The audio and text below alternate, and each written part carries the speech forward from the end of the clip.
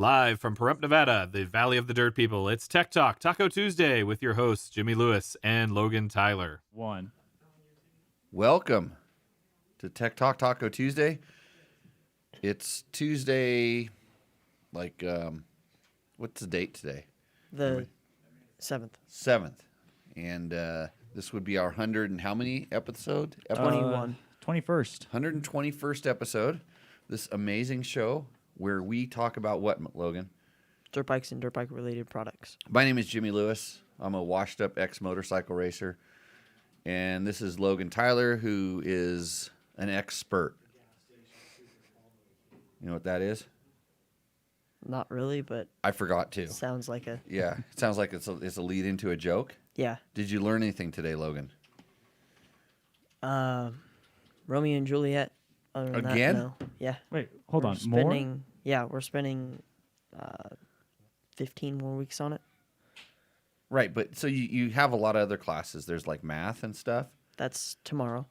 You didn't do any math today. No. So like Tuesday is Romeo and Juliet day. Yeah.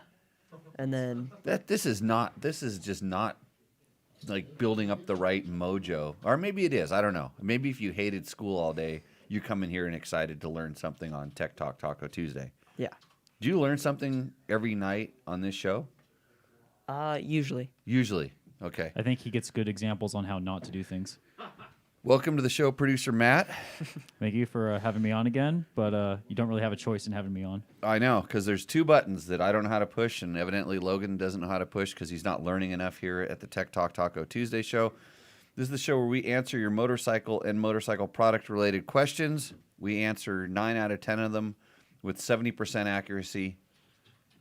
Like, what, 80% of the time? Something like that? Yeah. What does that average out to? 7 out of 10 to 80% at the time. Yeah, whatever. You're supposed to be doing the math. Remember? 73%. Right, okay. So, That's another glad everybody is joined in on the chat room. We have a lot of potential with special guests tonight, but it's going to be really interesting to see who will step up to the challenge of being a special guest tonight. Logan, who is the show brought to you by?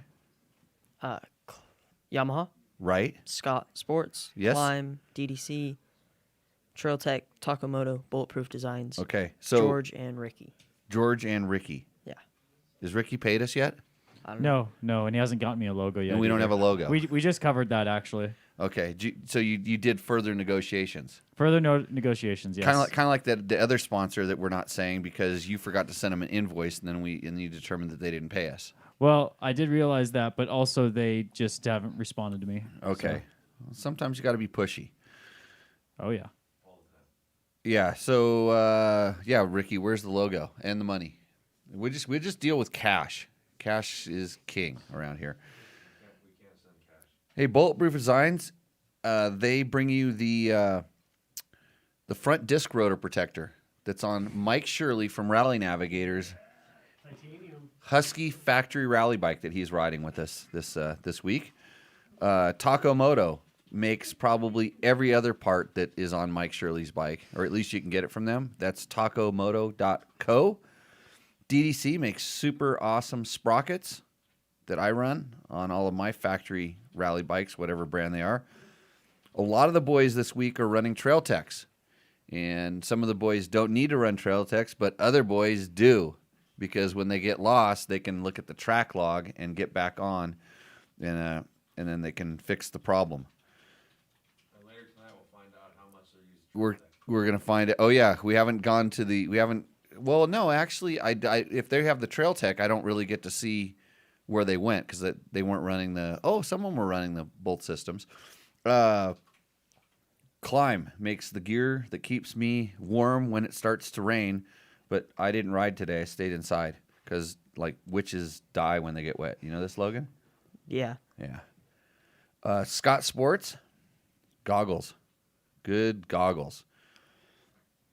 Andrew Short wears Scott goggles.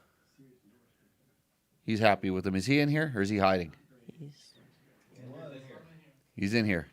And we got the new Andrew Short. See the jacket up there? Yeah. Add it to the collection in the schoolhouse. And of course, Yamaha Blue Crew. You gonna do a Yamaha read? Yeah.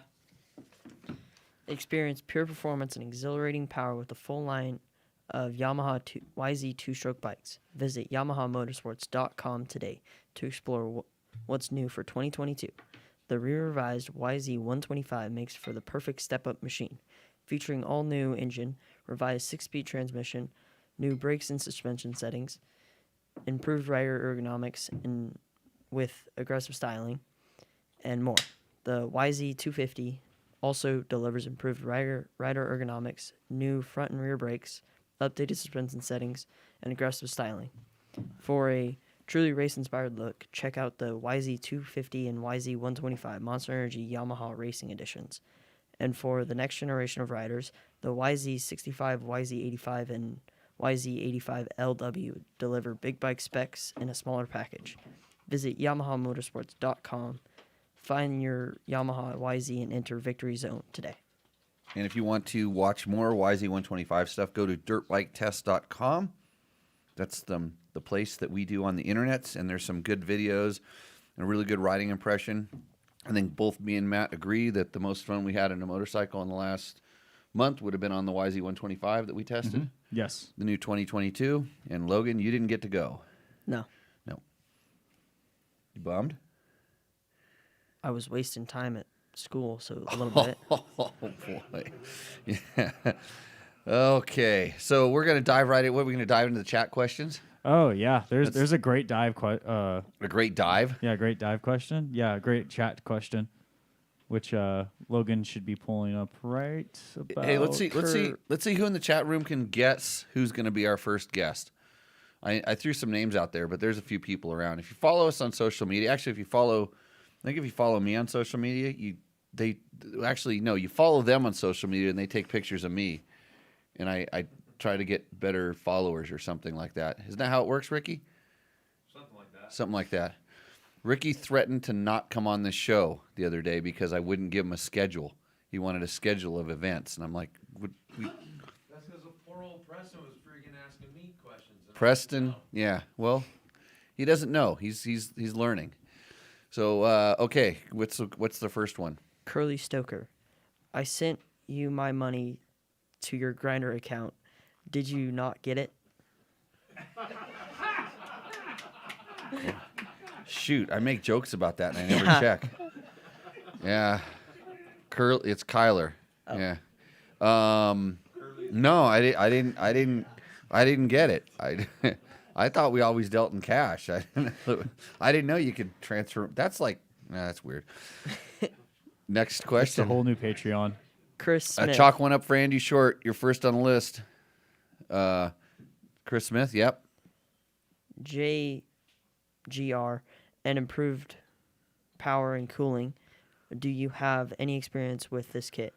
Just a gimmick or anything noticeable? I think you missed half the question. Yeah. So- Yeah. Yeah, so I was JGR just, and I see it improved- right. I see it right yeah. here. So Chris Smith, He says, I was going to order new plastics for my 2010 YZ450. Was reading about the Cycra PowerFlow kit. Of course, they have the whole spiel about it being developed for JGR and it proves power and cooling. Do you have any experience with this kit? Just a gimmick or anything noticeable? So I actually do have experience with this. When I was at Dirt Rider in 2010 or 11, we actually got that kit. And it was... They were actually trying to do two things on that particular kit, because that's when Yamaha switched the motor around and stuff. They were trying to direct more air into the intake, so into the air filter, and then as well as they had this kind of aerodynamic Venturi kind of thing to flow some more air around the outside of the radiator, and then cause a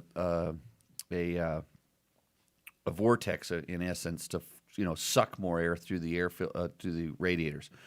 I did not notice any difference whatsoever. I think, if I recall, I'd have to go back and read what I wrote to remember specifically. I think they were actually a little bit wider, and the bike was already, back then especially, the bike was actually a little bit wide. That was one of the biggest complaints. So I don't. I think if you're getting good new plastics, Cycra plastics are actually really good. I've had good success with them. I use some of their stuff on the tail flap, what's the mud flap on the back of the KTM's that our tires always wear out because we're going so fast that they expand, and it's usually on a Husaberg is when, because it, like, that thing stretches tires. And I mean, I'm not talking like stretch the knob. The tire actually grows in circumference because it's trying to come apart. Yeah. So yeah, Chris, I think you'll be fine. I don't think what you're going to get is yeah. I think back then the air intake was a little bit restrictive. Like if you were running the bike on the dyno, but for normal things, I don't think it was a problem. Okay. Todd Kelly, where are you guys placing your antenna for the buddy tracking? So I've put the antennas everywhere, behind the number plate, orientated in both different directions. On the front fender, orientated in both different directions, and sometimes, so they say it's really important to have them orientated a certain way, and I have not noticed a big difference in riding off-road with them mounted almost any place. So now I mount them because I switch them between so many different bikes. I have all the wires and stuff encased into a single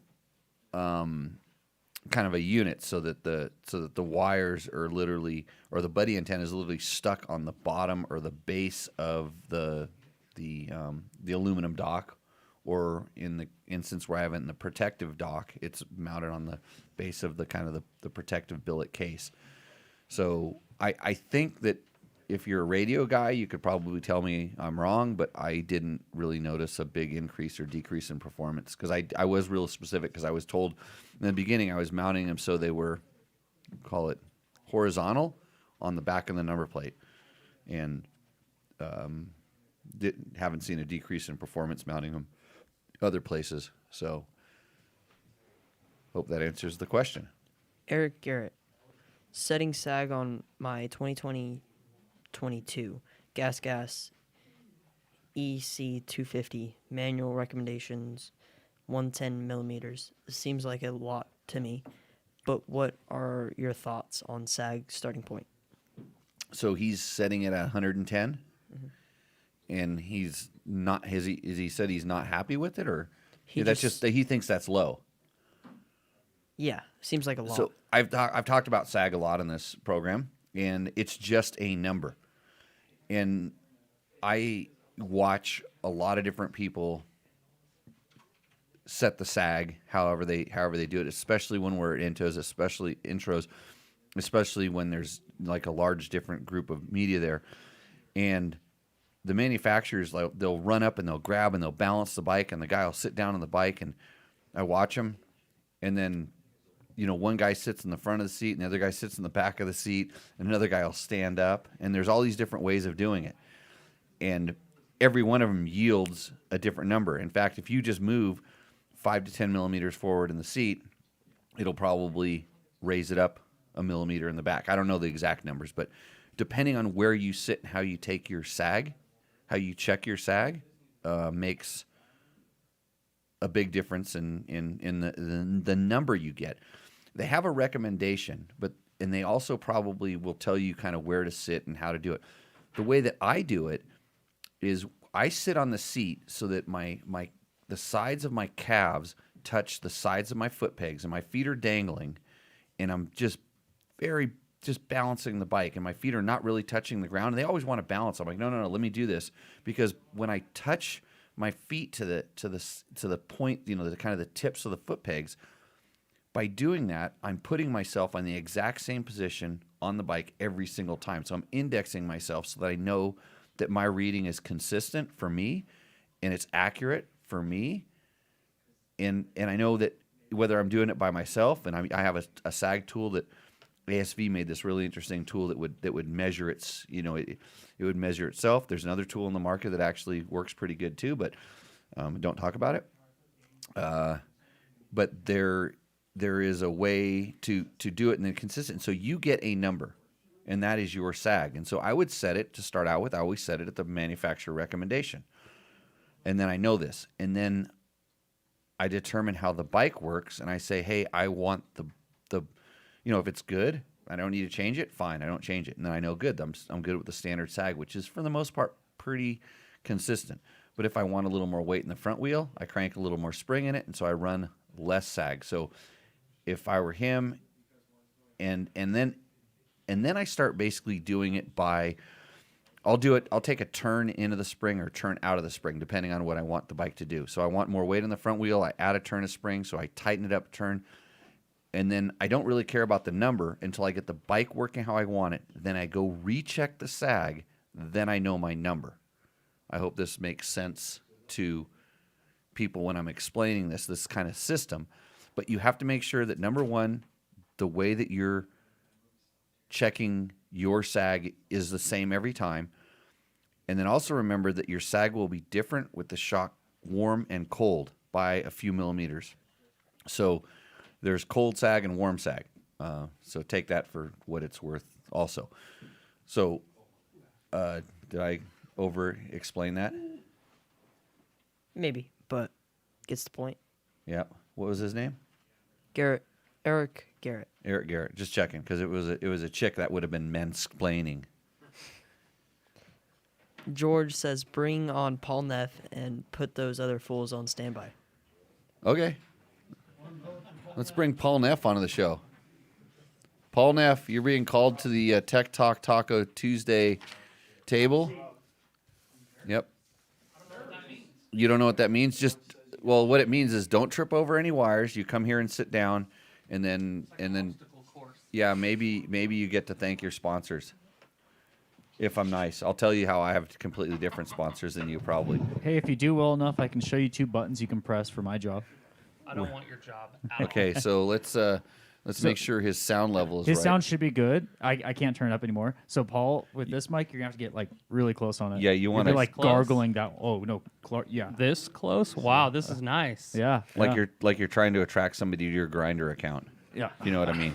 You took the joke from me. Yeah. You took the joke from me, Jimmy. Right. So that's why I'm doing this job. So, Paul Neff, welcome to Prump and Tech Talk Taco Tuesday. This is your first time in the show, yeah? Yeah, I'm usually not down here on Tuesdays. Have we done a Better Rider podcast with you? I don't think so. We haven't. That- we have to do that We while have to he's do down that. here. Yeah, Yes. yeah. So Paul runs Cispus Cycles off-road training. They're up in the Pacific Northwest. He basically uses kind of our program, puts his twist on it, and so we'll call him what do we call you? A licensed contractor, a certified instructor. But he's Keep it coming. It's all sounding good. he's a really good guy. So how many gold medals you got, Paul? Well, just one. Just one? Yeah. But you have some other ones. I got some silvers. I was on the U.S. trophy team in 06 at ISDE. I rode the Scottish 6-day trials in Scotland. So you also have some Pacific Northwest Trials Championships. Some of those, yeah, and off-road championships, Off-road and championship. enduro championships. Kind of just do a little bit of everything. We don't talk about racing here unless it's about me. So I slipped there. But Paul is just a really nice guy, and now he's down here because he caught the rally bug a couple years ago. Yeah, I don't even know how it all worked out, but yeah, I caught the rally bug from Kyle McCoy, and I know that you guys down here know a lot about rally, so I get to come down and get smoked and learn and get lost and get frustrated and have good times and bad times and ride. This is day 6 now in a row. Yeah. So it's a little bit of rally training, I guess we call it. I don't know. I guess that's what we do here. Just don't tell them about the crystals. But everything else is, we can talk about all the other stuff, the witch doctor things and whatnot. But and then don't talk about the push-ups. No. Oh yeah, all the fitness training I've been doing. There is a question in the chat about that. Oh, About what? I think Logan should read it. Okay. Julian Neff. oh no! Oh no! This seems to happen. It's like we always get one more person. We bring a new person on the show. We always get one more person. It just happens to be your wife or your girlfriend, and they like to poke the bear. So go for it. How does Paul Neff stay in such great riding shape? Any fitness tips? I like to ride effortlessly so that I don't need to be in as good a shape. That's my fitness tip. Oh, he's And not. He is not kidding. He's not kidding. And if you follow me, you know about the Jimbo program, which it's like really not too orthodox. I'm trying to get Preston Campbell on it because I think he might be a good candidate, but we don't know. But Paul evidently has the Paulo program or something like this, and it's kind of really similar because I see some eating habits and a dedication to training and stuff but we all try to get through it with effortless riding. that's the only thing that gets us through it. But hopefully we're changing that in 2023. Yeah, 2023. But I've seen a big improvement since I met Paul 2 years ago. Yeah, something like Two- that. yeah, the Tour Tech Rally a few years ago. Big improvement overall. Actually, you're just more fit than you were then. Yeah, and a lot of that is just riding more and more. I have a goal now for 2023. I'm down here for a reason, right? I think there's a few of us that are going to ride Dakar in January of 23, and that I'm not going to be able to use my smooth, effortless riding to get through Dakar. Oh, no, you will. It'll help, Yeah. but I need more than just that. You have to engage that muscle between your ears. That's the hard one I'm finding. There's not a lot. I don't exercise that one very much. So tell everybody, so kind of a little bit about what your guys' plans are. Well, there's 4 of us, and no American has ever attempted to ride Moto, or it's called the Motul Originals in Dakar, and so there's 4 of us. It's kind of Kyle McCoy's brainchild, and if we all go over together and ride Moto together, if I'm having a bad day, Kyle might be able to help me that evening. If he's having a bad day, or the other guys, David Pearson and Mo Hart, and we can kind of.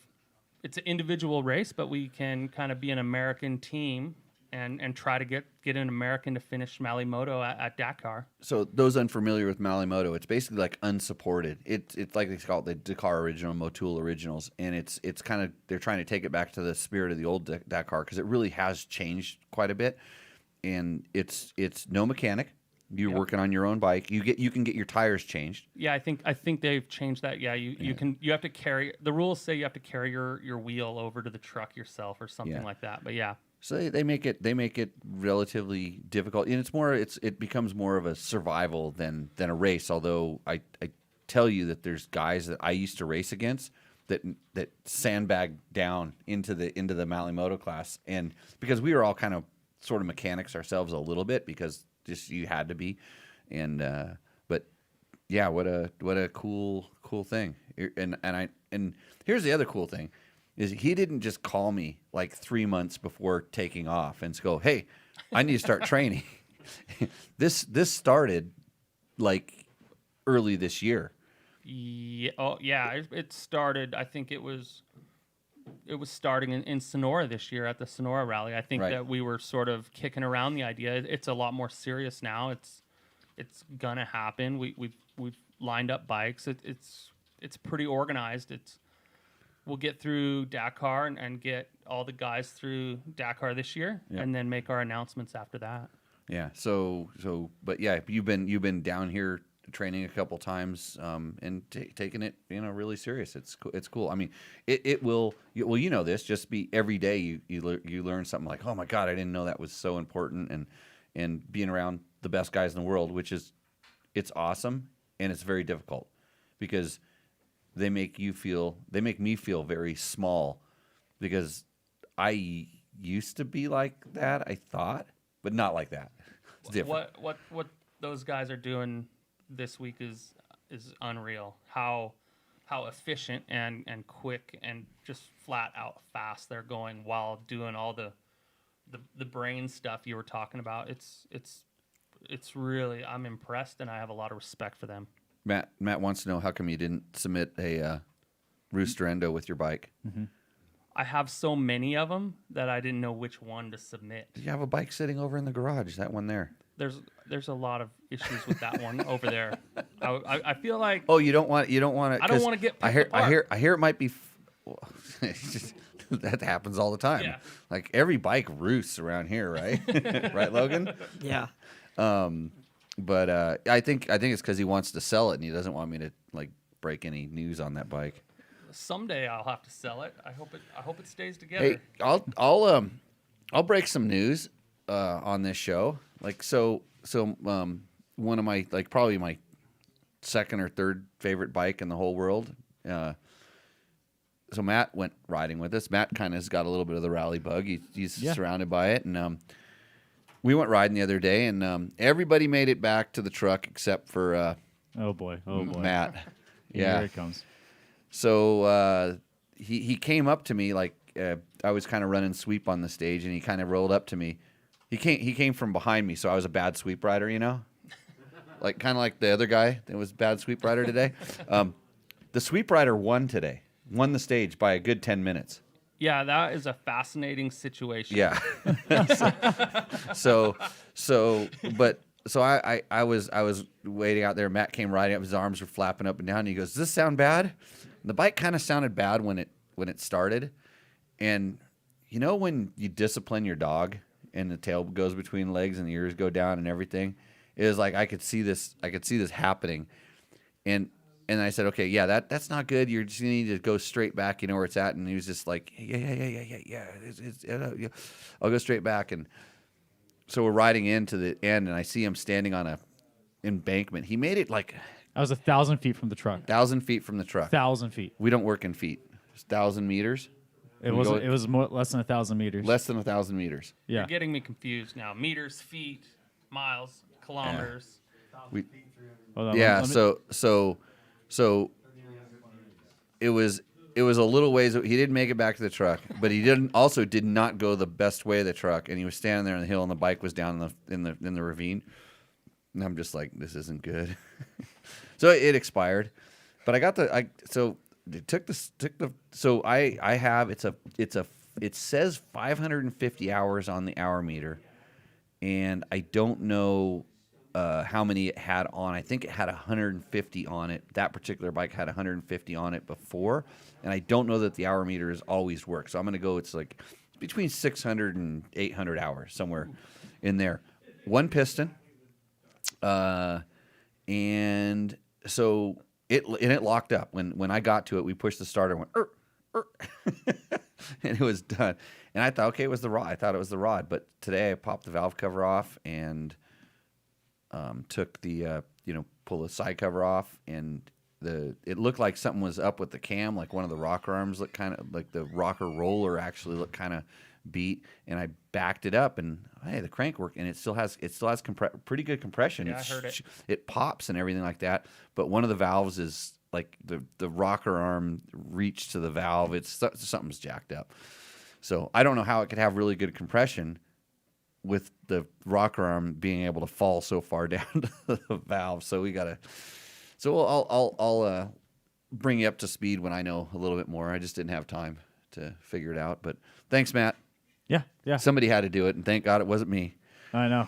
Do we have any questions about the mountains and trails and get me out of the desert a little bit, or no? It's raining there. Kind of like you brought it here today, which we need. Bring more. Yeah. So, yeah, we might get some. Okay. Yeah, Get some questions. Ask Paul about riding in Pacific Northwest. Kyle McCoy says, if I stake a peg in the ground now, if Paul keeps doing what he's doing, can he finish first Moto 2023? Ooh, jeez. That's a pretty tall order. If Paul keeps doing what he's doing now, he needs to... He'll be lucky to just make it to the end of the stage without getting lost. Yeah, in all honesty, you can't go over to your first Dakar expecting to win. That's ridiculous. I know a lot of people do this, and it doesn't matter what class you're in or anything. You got to go there. There's the saying is, in order to finish first, you must first finish. And this is the truth with anything. It's like you're going to do something you don't even know because it's a whole different thing. It's like climbing Mount Everest, and you don't just go climb Mount Everest as your first hike. You work up to this kind of stuff, which you have been doing with the Snore Rally and with the training, but you go over there and get a lay of the land. So That's a big ass, Kyle. Thanks. Yeah. Yeah, no we're pressure. we're trying to mellow him out a little bit. Okay. Logan, I put some in the thingamabob. Oh, yeah. You texting your girlfriend again? No. Do you have a girlfriend? No. Does your What was the girlfriend pa- does your what was- girlfriend know that you What don't was the have a pause girlfriend? For? That's why I asked, does your girlfriend know that you don't have a girlfriend? I thought he had one. Oh, Yeah, Dad thinks you have one. I need to get some tips from Logan here. It's On how to juggle the ladies? yeah. He doesn't have one. He's got two. Yeah. Yeah. And this brings up another big question. Since you don't have a girlfriend, and we decided to call this show Tech Talk Taco Tuesday and Strippers, like, Wait, hold on.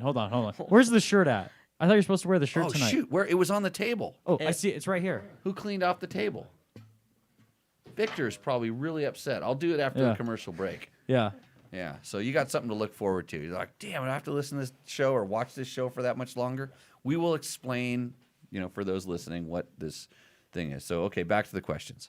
I'm important missing the stuff. first part of Jesse G. Again? Yeah. It says South America, period. Would be nice to see that type Wow. of effort. We have inside we have it. some sort of we need to get you like a computer screen or something because that phone isn't working out. Or Matt's jacking it up. Not really sure. Who's going to take Yeah. credit for this? We'll blame Bob. Hey, at least the sound's good, right?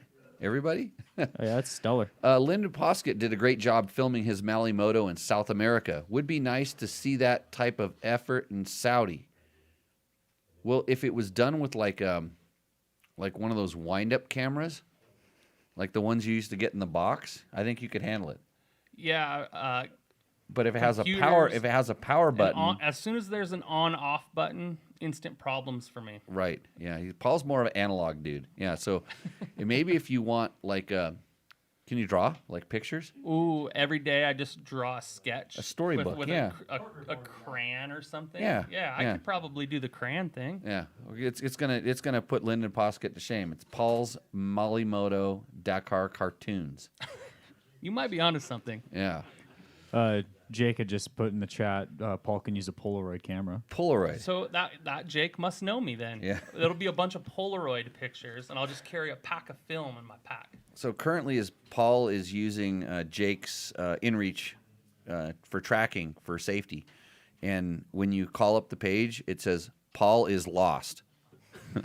He already knew. He already knew what to title it. Yeah, thanks, Jake. Yeah, and thanks for the technical support the other morning, because I had to do the same thing with my sweep rider this morning, which is even more stressful. So It's gadgets. I told you. They're a problem. And your daughter can help you with those crayon drawings, evidently. She is much better than me. Maybe she'll do the editing on my crayon drawings. Okay, we got any other questions for Paul out there? Yeah. From RW. Okay. George says, Paul, what are you doing for fundraising between now and then? As much as I can, but there's some things in the works. I don't want to let them all the way out yet, but there's some events that we'll be at, and my sponsors are gonna donate things and go that route. I think the team is gonna have some shirts to sling, and I think people should sign up for the Tour Tech Rally. that's perfectly a good put, one? Jimmy. Yeah. Sign up for the Tour Tech Rally in Leavenworth, or Washington, Plain, I guess yeah. they call it. Yeah, And Plain, Washington. and what's that? June, usually after June 20th. Yeah, I think it's it might be earlier, but Yeah. don't quote me on that. Yeah, But yeah, June in Plain, Washington at the Tour Tech Rally will probably be a good thing if you want to help out the Northwest Dakar guy. Yep. Any other ones, Logan? RW. Hey guys, great show as always. Have you ridden Really? a KTM 990 adventure much? And if so, how do you relate it compared with the newer 790, 890, or the Tenere 700? Paul's 990 guy. I have a 990, 950. That's kind of my adventure bikes. So I like those. I feel like they're robust. They were built for, would that be Africa then? They were based off of the rally bike. I mean, Yeah. it was I mean, it definitely looked like it, but there was a lot of significant differences, other than the architecture was kind of the same. I did get a chance to ride the twin-cylinder KTM rally bike, so I know a little bit. But you wouldn't want to have one of those as an adventure bike. Actually, not even for the kind of... Well, he rides them on the trails up in the Pacific Northwest, which is nuts. And you almost, I'll call it Raddick to me. You know Raddick Burkhart from Pink Bike? Oh, maybe. So Raddick he's a little bigger than you, and kind of a man mountain, and so he makes a 990 look like a normal size motorcycle, and he used to just try to sucker me into to going trail riding on him all the time. And I told you, like, I don't trail ride. I mean, we did some trails, but it's like that's just not what they're for me. And I know how quickly you can get in trouble, and then I don't have enough muscles to get them out. So even like unlike you, like when I'm using no effort to ride, when I have to use all the effort and stuff, then I don't have enough effort. Yeah, you need more reserves. Reserves. Is that what they call it? But compared to the other bikes, I've ridden all those other bikes, and it's a little longer and kind of more stable, which gives it a little bit more heavy feeling compared to the current flock of bikes, especially the KTM. The KTM is really good at masking its weight, where I don't think the Tenere masks the weight. I would say the Tenere is probably the closest, kind of in performance. Being that parallel twin, that 700, just the way that they have it tuned, especially compared to the carbureted ones. The fuel injected ones, I think you have the same kind of throttle response, but it's just everything. They learned how to package things in the chassis better over those times, so they feel better. But I don't think they're as, like Paul said, robust. I think the Tenere is. I don't really know the KTM. I haven't spent a whole lot of time on them. I have 1090s, and I don't think my 1090 is as robust as my 950 is. I would agree with that. I mean, they're adventure bikes.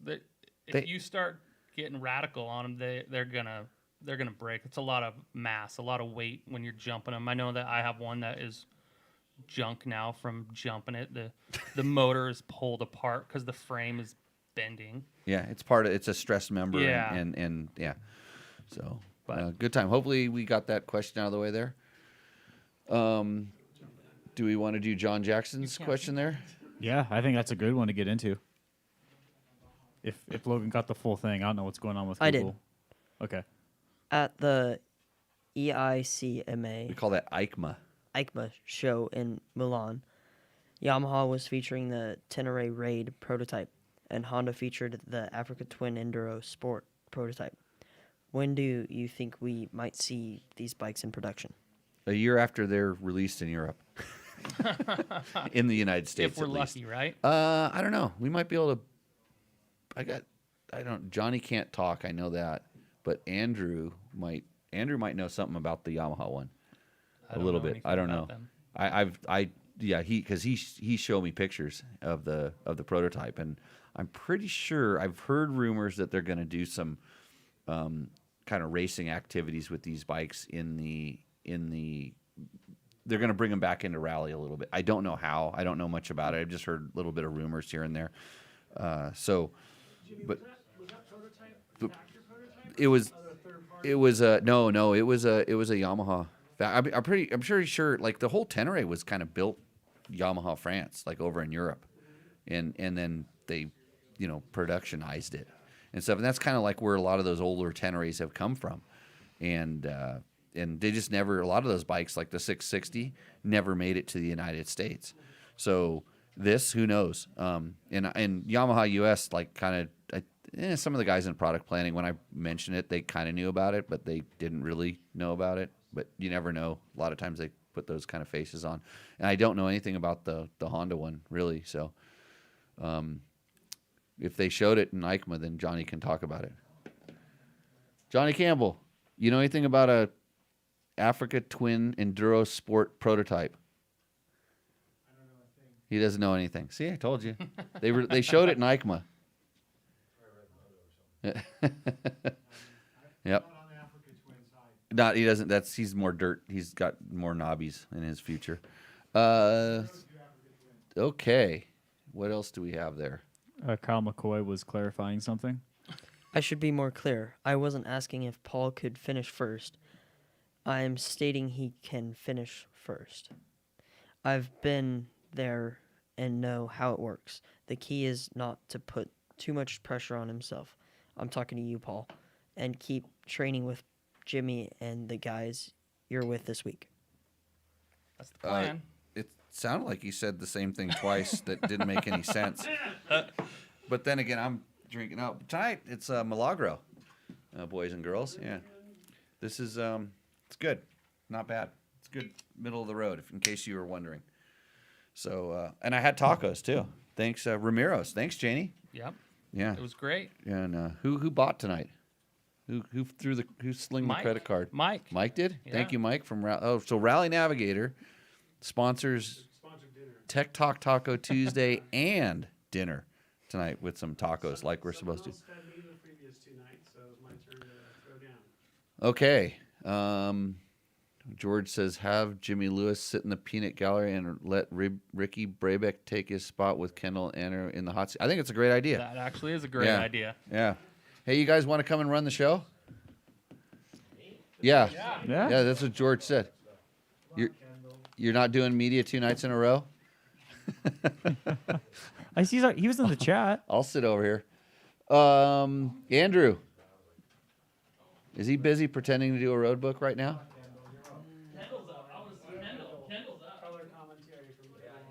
Yeah, we need to get him over here. Again, I'd like to thank our sponsors: Yamaha, Scott Sports, Climb, DDC, Trail Tech, Taco Moto, and Bulletproof Designs. Mike, you coming on the show? You look like it. Here. Yeah. Here, Well, Mike, you're right there. You're getting on the show. Grab that, have some of that, and come on the show. We'll talk a little bit about. Can we talk about Rally RN2? It's coming out pretty soon. So I'm gonna grab a question that's on the. You poured just like Johnny Campbell. Yeah. Did Todd Alberico has a follow-up question from a few weeks ago on the KTM 200 leaking coolant. He said it's now fixed. If I fixed it, it would just be magic. And I don't know. One of those donkeys needs to come over here. We have an open. Yeah, we have an open seat. Open seat, boys. Unclear if the head or base gasket was the problem. The exhaust pipe still had coolant sludge in it, and the packing was soaked. Every time I restarted it, I kept seeing the coolant from the exhaust and thought the problems continued. Exhaust was clean and silencer repacked. System holding pressure now and rode well. Sometimes you overlook the obvious. So, unclear if it was a head or base gasket. So, that's what we said, right? I believe, I said it was we said head. head gasket. Yeah. Head O-rings. So he keeps saying head gasket. I'm 99% sure those things have O-rings in them. Do you know? Kendall, KTM 200. Head O-rings, right? You're kind of a mechanico. I would think they have O-rings. Do you need something to put in that Yeah. thing over there? Welcome to the show, Mike Shirley I'll get me going. from Jimmy. Rally Navigator.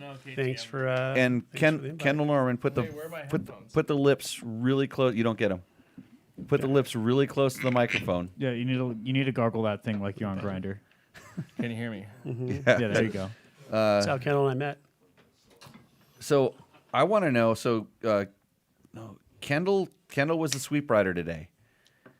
If you did allegedly 300 kilometers today, at what point did the sweep rider go blowing by you, Mike? What? Who are you talking to? You. Didn't you just say Kendall, you're the sweep rider? Yeah, I was. I was just explaining the situation. So, Okay. Kendall was the sweep rider, and I asked Mike, what mileage in the 300 kilometers did the sweep rider go blowing by you? Oh, those guys got me like about 175 or something. Those guys, the other two guys, we kind of expected it, but the sweep rider was. Well, Kendall's not slow. I was expecting to he's- get past. Hey, Mike, can you speak a little closer into the mic? Oh God! Oh, like a real close. The sweep rider is supposed to be the sweep, the last guy. I'm the sweep. Yeah, he was here 10 minutes before all you guys. Yeah, How'd you do that, Kendall? I swept. Well, when the whole crew's over there at the date farm Milkshake break. enjoying date shakes, We had a milkshake Right. break. and you're the sweep rider, and you know they're probably on their last sip, Yeah. and on the horizon you can see rain coming, Right. weather's turning, sun's getting low. I took the decision. Every man for himself out there. It was Right? like DEFCON 4 out And we there. were with a bunch of pros, you know. I had faith that Yep. everyone would make it safe Yep. with the best technology. Yeah. Okay. Just checking up. I just, I didn't want it because Mike was the he ended up being the sweep rider. He swept it in. Slow and steady is my Yeah, my yeah. game. So, but good job today, guys. Everybody's safe. That's what I like when we do this stuff. Yeah, no drama out there. Everyone's home with no mechanical issue, no big deal. So Kendall got into rally. Like, when did you got super excited after Ricky won, right? Like, as far as making map books. I mean, getting into rally is not something that happens overnight. Yeah. So started hanging out with you guys every day, learned something. And then when did you get into map books? map books. That was right after. Was it last year or the year before? It was. We had that training where you brought us all out to have us like come and make our own map book. The Tonopah area thing. And I think some of us probably realized that's not for them. Yeah. And I kind of had that feeling, but then when I got my hands on the new Rally Navigator software and how user friendly it is, Right. I think it got me pretty excited Yeah, on he went- making books again. He went nuts. He was all in. He was like, there was 4 questions a day, and that was just me that he was asking the 4 questions for. And so he's now, when you get him motivated like tonight, like I think it was a challenge, like who could bust out the book. Yeah, you guys are all cranking over there. It's Yeah, kinda cool to see. well, if you because we were gonna go someplace where it's snowing right now, so we can't go do the road. I mean, we could do the road book up there. I mean, like I would do it no problem. I'd do it naked. I mean, He would. He's tough, but we're not. I was staying inside all day because the snow isn't water and I wouldn't melt. But so we had to kind of do some to go to maybe a little bit warmer climate. So we did a change, a pivot, and Kendall had a book and he's like, I got this good book. I just got to tune it up. And then I said we can add a little kilometers to it. And so we're like, we didn't go to dinner. We sat around here and cranked books. So it was really good. Thanks to Mike Shirley and Dave Peckham. Mostly Dave Peckham. Yeah. So we can tell people that there's a Rally Navigator. Yeah, it's too? not like a big. Not too much of a secret. Yeah, it's a pretty small industry. It's a small bomb to drop in the whole Right. scope of things. So Mike makes Rally Navigator. If you don't know what that is, it's online software, currently online software that you can use for a lot of different types of rally, like TSDs and Dakar navigation type challenges. Actually, the guys from Nora called me today because they use your stuff and they're gonna make the motorcycles go back to roadbook only, no GPS. Oh. Yeah. Cool. Yeah. That's always kind of bugged me. They ran a roadbook with GPS. You're like, well, Yeah, so come on. because they have some questions about this, and so they got a hold of me and was asking some questions about it, Cool. and so that's good. But so we've been playing around with this. We call it RN2, which is Rally Navigator 2. So you want to give everybody a little. Yeah, Navigator's been around.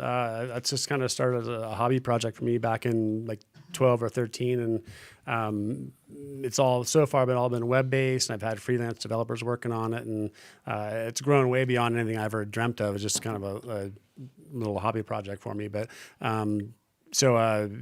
Yeah, it's been neat. It's been neat to watch it grow. I've gotten to correspond with a lot of like great event promoters around the world, and it's always neat to see if I see like promo shots. If I'll see like one of the little road books in there, and I'm like, yeah, it's kind of cool. And then all the training you guys are doing down here, and the results you guys are getting with sort of a little help from the software is pretty cool. So that technology is getting a bit old. My friend and partner Dave Peckham, he's run Rally Management Services, owned ICO, helped develop the Tower One digital road book. Very, very sharp guy. He and I have partnered on working on a new version of Navigator that's going to be more stable, faster, more secure. It's going to run on a local computer. You'll control all the data, and it's just lightning fast compared to what we've been dealing with. And a lot of our users too, they don't live places where in America we're like, oh, I got my 100 meg download, and they're like, dude, I'm out in BFE. You know, I can't even run your software. I mean, and it was funny because I was one of the first people to kind of, you know, when I learned about Rally Navigator, I'm like, God, this is what we need, because we used to use spreadsheets. It was all hand drawn. You know, maybe an Excel sheet that would do some of the math for you. Tough. Yeah. You know, you have a couple like lexicons that you could drag in, you know, kind of photos or whatever, some letters. But I remember getting it, and it was so clunky, and it just didn't. I don't want to say it didn't work, because it kind of worked, but you had to learn how to manipulate it. You had play with the bugs and kind of. You had to fool it into doing what you wanted, and then I used to call you all the time. I'm like, Mike, this doesn't work, and you're like, oh, you know, because it's a whole coding thing, and explaining that to somebody who's going to code it.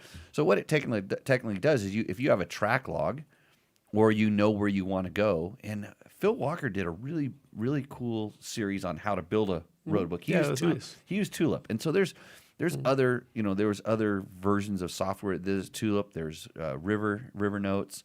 There's the stuff that what was the other unit thing that was it Estella or no? Trippy had some. Trippy had some. There was so many different things, and we were using all these different things. Rally Blitz to get the waypoints. Now we're using the Rally Comp computers that Mike Johnson has, and you know, we'll use the Voyager, the Trail Tech Voyagers. We use those before to quote acquire waypoints in a strange way. You know, using the track log that you leave to make sure that you hit that. You wouldn't know it unless you went and checked. You know, we'd let them go check, but there's nothing that, you know. And then there's the whole ERTF systems, which is you know super proprietary and expensive.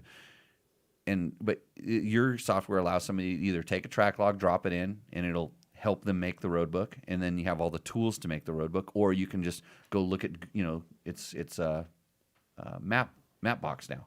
Mapbox is the base where the maps are, and you can say, hey, I want to go here, and you can literally build a roadbook using, you know, like if you know the roads you want to take, or you may not know the roads, and you can go look and find the roads. Yeah, and the Mapbox software is so cool. Like some of the improvements now. Like now we've got like, you know, full like 3D terrain, which we've not had before. Right. We're mapping like waypoint radiuses on the map. Like pretty soon it's going to show, you know, stops, controls, waypoint numbers. There's so much more stuff we can do right now, and our list of ideas of things we want to do keeps growing because we're getting like great feedback from you guys.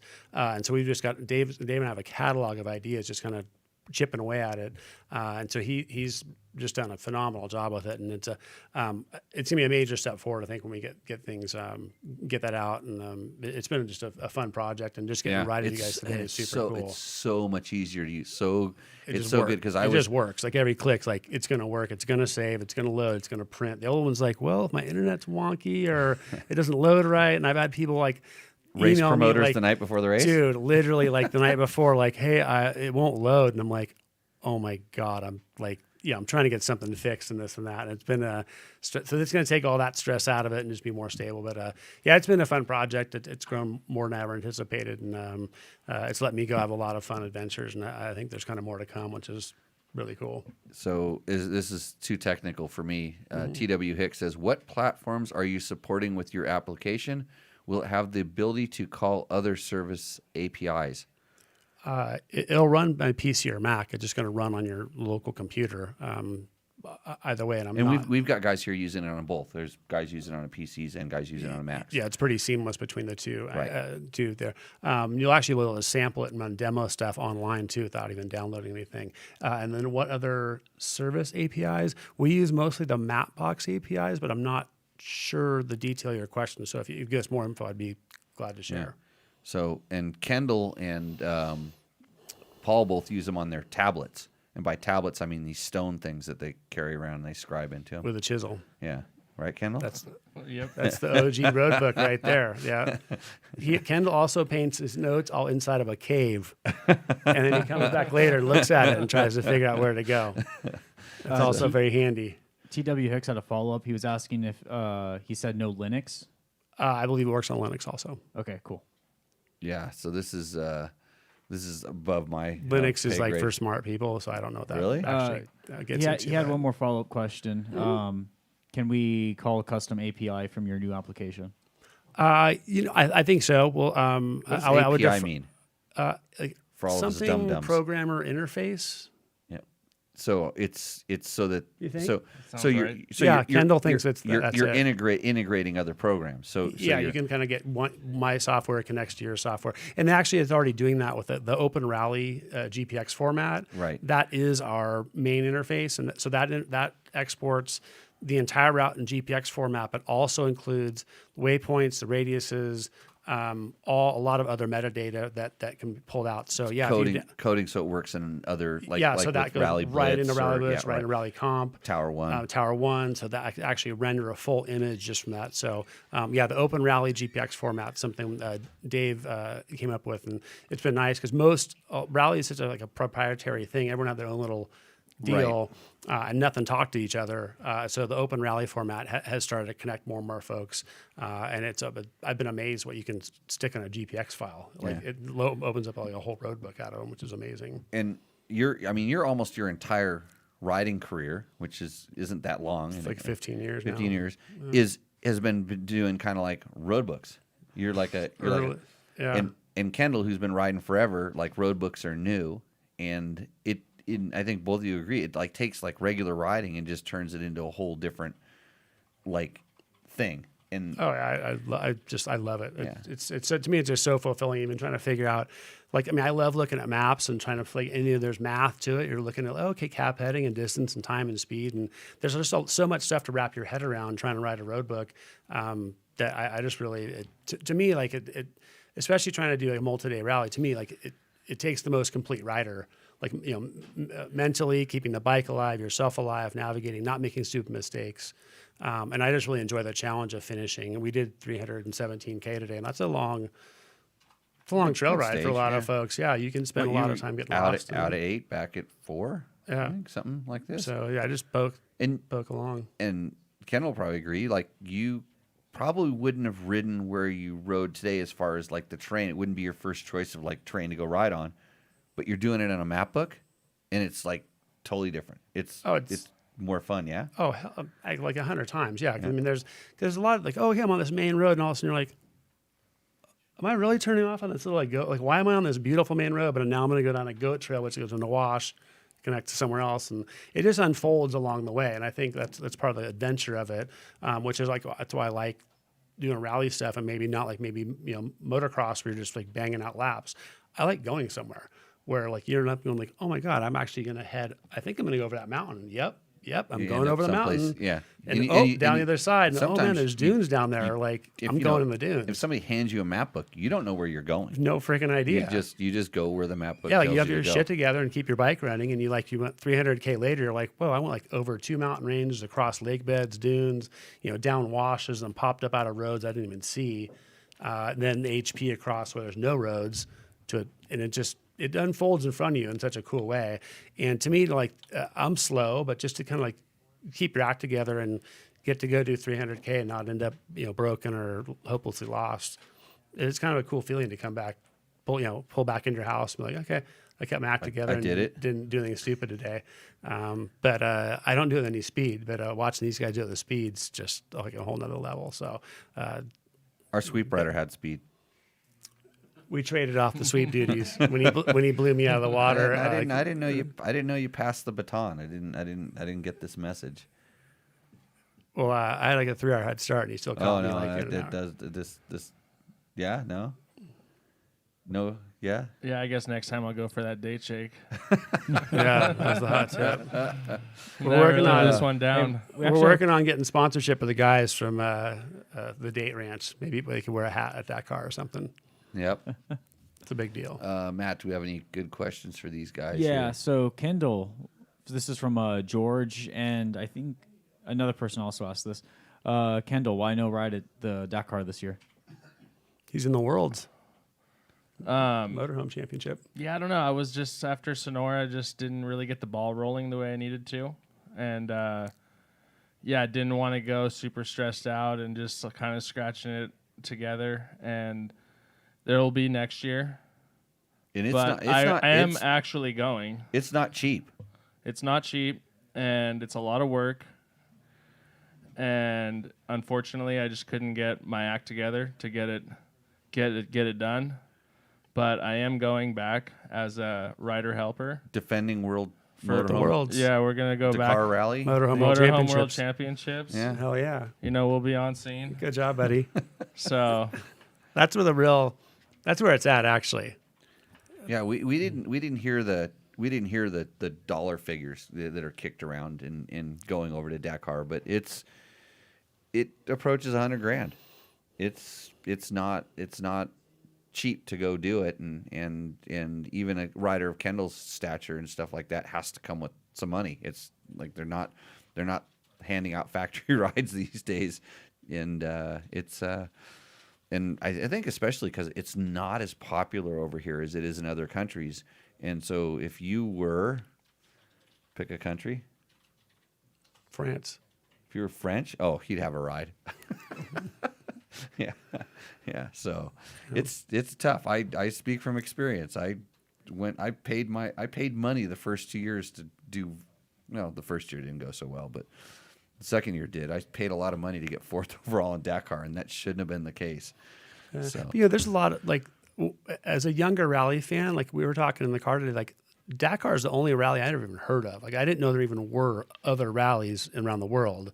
And then to get in this, and I'm like, oh man, there's actually a lot of rallies that are different, spread around different geographic areas. So there's other options for someone that wants to go to a rally. They don't have to go do Dakar. it's the Mount Everest, though. Everybody wants to climb Everest. Yeah. Oh no, I fully understand that. Like I don't dissuade anyone. Say if that's your deal, like totally go for it.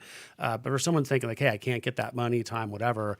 There's a lot of other 5 and 7 day rallies that are around. Yeah. That could Sonora provide. Rally is one of them. Sonora Rally. I mean, there's stuff in Mongolia, Europe, Eastern Europe that are a quarter of the money and maybe twice the fun, possibly.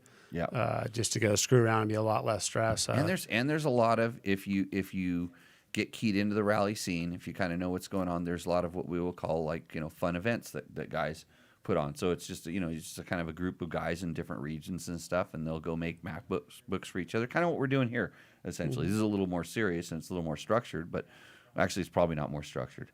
Those guys actually probably have a schedule. less structured. They know where they're going tomorrow. Whew. We'll make some map books, right, Kendall?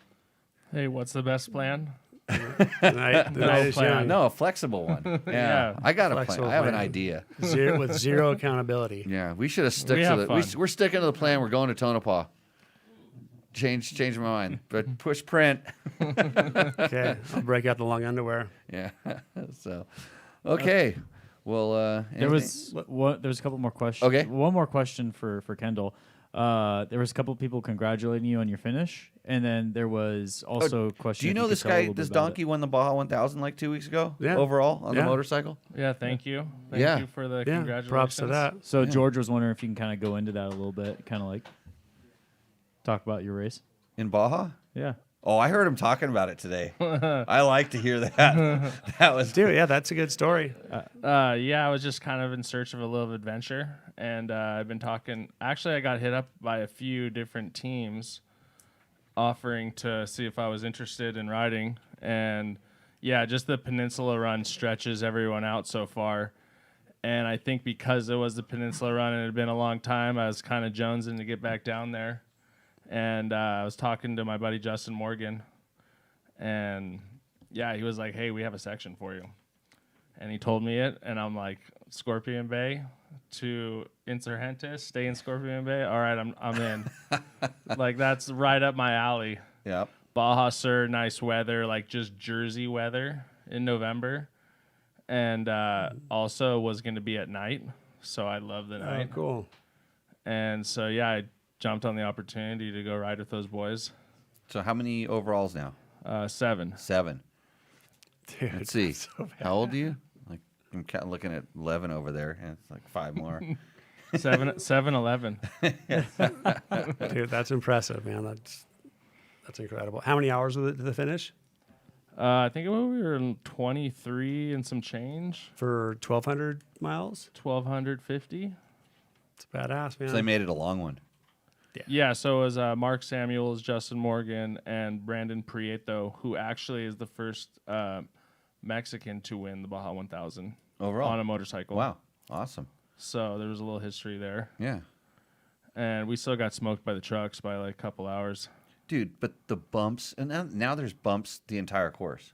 Before you'd get below, you'd get 150 miles below Ensenada, and there were no buggy bumps. Maybe a little bit down by, where is it in the sand hoops down? Like San Felipe area? No, that's hell over there. But really far down south by, kind of south of where you were at. What's the Insurgentes, right? Yeah. No, there's some big sand bumps down there. But yeah, my first day pre-running, I went out like the road I got on that I remember wasn't so rough. And I'm just like, and then like a couple of big rock hits. And I'm just like, whoa, Baja's so gnarly. And then, every day came a little more confidence. And then just the other day I went riding with Ricky and we were on like a Roadbook. It was so smooth. I'm like, wow, these rally riders got it good. Yeah, it's So I mean, it's all in perspective, but I mean, I just notice it from just the courses that we have out here. The stuff that's in Barstow and the stuff out by the Mint and things like this. It's like those courses are just so chewed up compared to what they were just 10 years ago. There's so many trucks with big tires, and now you got all-wheel drive and crazy. Yeah, the side-by-sides and all the high-horse-powered pre-runners and Yep. yeah, they really just dig out the soil and expose rocks and make big holes. And also silt too, and so you're constantly fighting Holes, elements. rock, silt. Yeah. But yeah, it's fun. Good time. Makes me want to go ride the Baja course. Yeah. Okay. Another one from Brendan Springer Davis. Kendall, congrats on the 1000. When does the planning start for the 1000? Our team is already prepping for next year. Are you constantly prepping for Baja, or do you get really serious at some point? I think the teams that are involved in the Baja are it's a constant battle and prep. And, there's a 4-race series for the Baja. I think it starts in March or April and then goes to November. So, yeah, they're constantly prepping. But this was just, for me, was more of just a one-off deal to like, yeah, Peninsula run and be on a good team and kind of like go back there and see how things have been and how they've changed. And so no plans for me in the future, but yeah, definitely was exciting. So how many years ago was your first Baja win? How long did that stretch out? The first time I won, the first time I raced it was 2003. And then the next year I won with Johnny Campbell and Steve Hengefeld. In 04? They invited me on their team, and that was a Peninsula run. That's a big stretch of time. And so to be yeah, putting victories one down.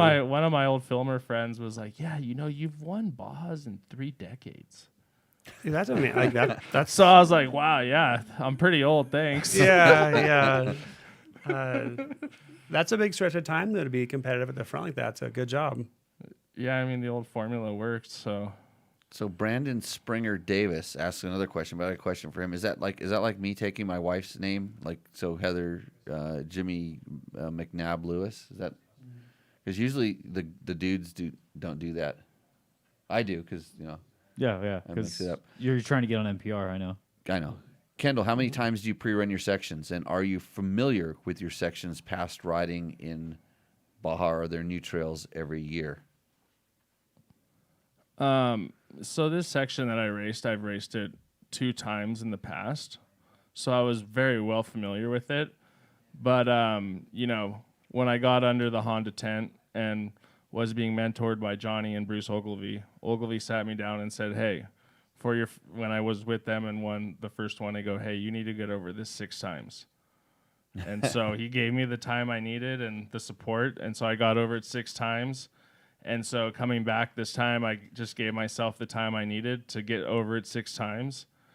And at that point, like where you're going, what side of the road to be on. You ride like a motocross course. I was actually felt ready to go like my 3rd run through. I'm like, oh, I could race tomorrow. Yeah.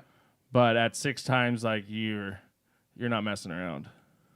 Yeah, same thing when I was doing it. That was just the Bruce program, and that's the right way to do it. I mean, if you want to win, you put the time in and do Yeah, it. yeah, definitely. You gotta, like, being older now, I think, give myself more time to not, like, you can come in fresh the first couple days and smoke yourself and make some mistake or something. But I just took my time with it, and I knew I had enough time to get through it 6 times, and yeah. How far ahead were your pre-runs ahead of race day? Like how were you doing your pre-runs? Like 2 days before, a week before, a month before? How? No, I went down 9 days before the race started. Okay, so the course is pretty. You're looking at Yeah, the they course, give it's you not- like 2 or 3 weeks to pre-run the course. They don't keep it open for ever, obviously, but yeah, just 9 days, and Yeah, you do. I used to do it maybe not the day before the race, but the 2 days before the race was probably my last run through. Sometimes if my sections weren't super long, I would do it the day before just to see if anything had really changed. Yeah, that's what I was wondering. Is the day before. Some people go down and the whole big group will kind of hammer it on the last couple of days.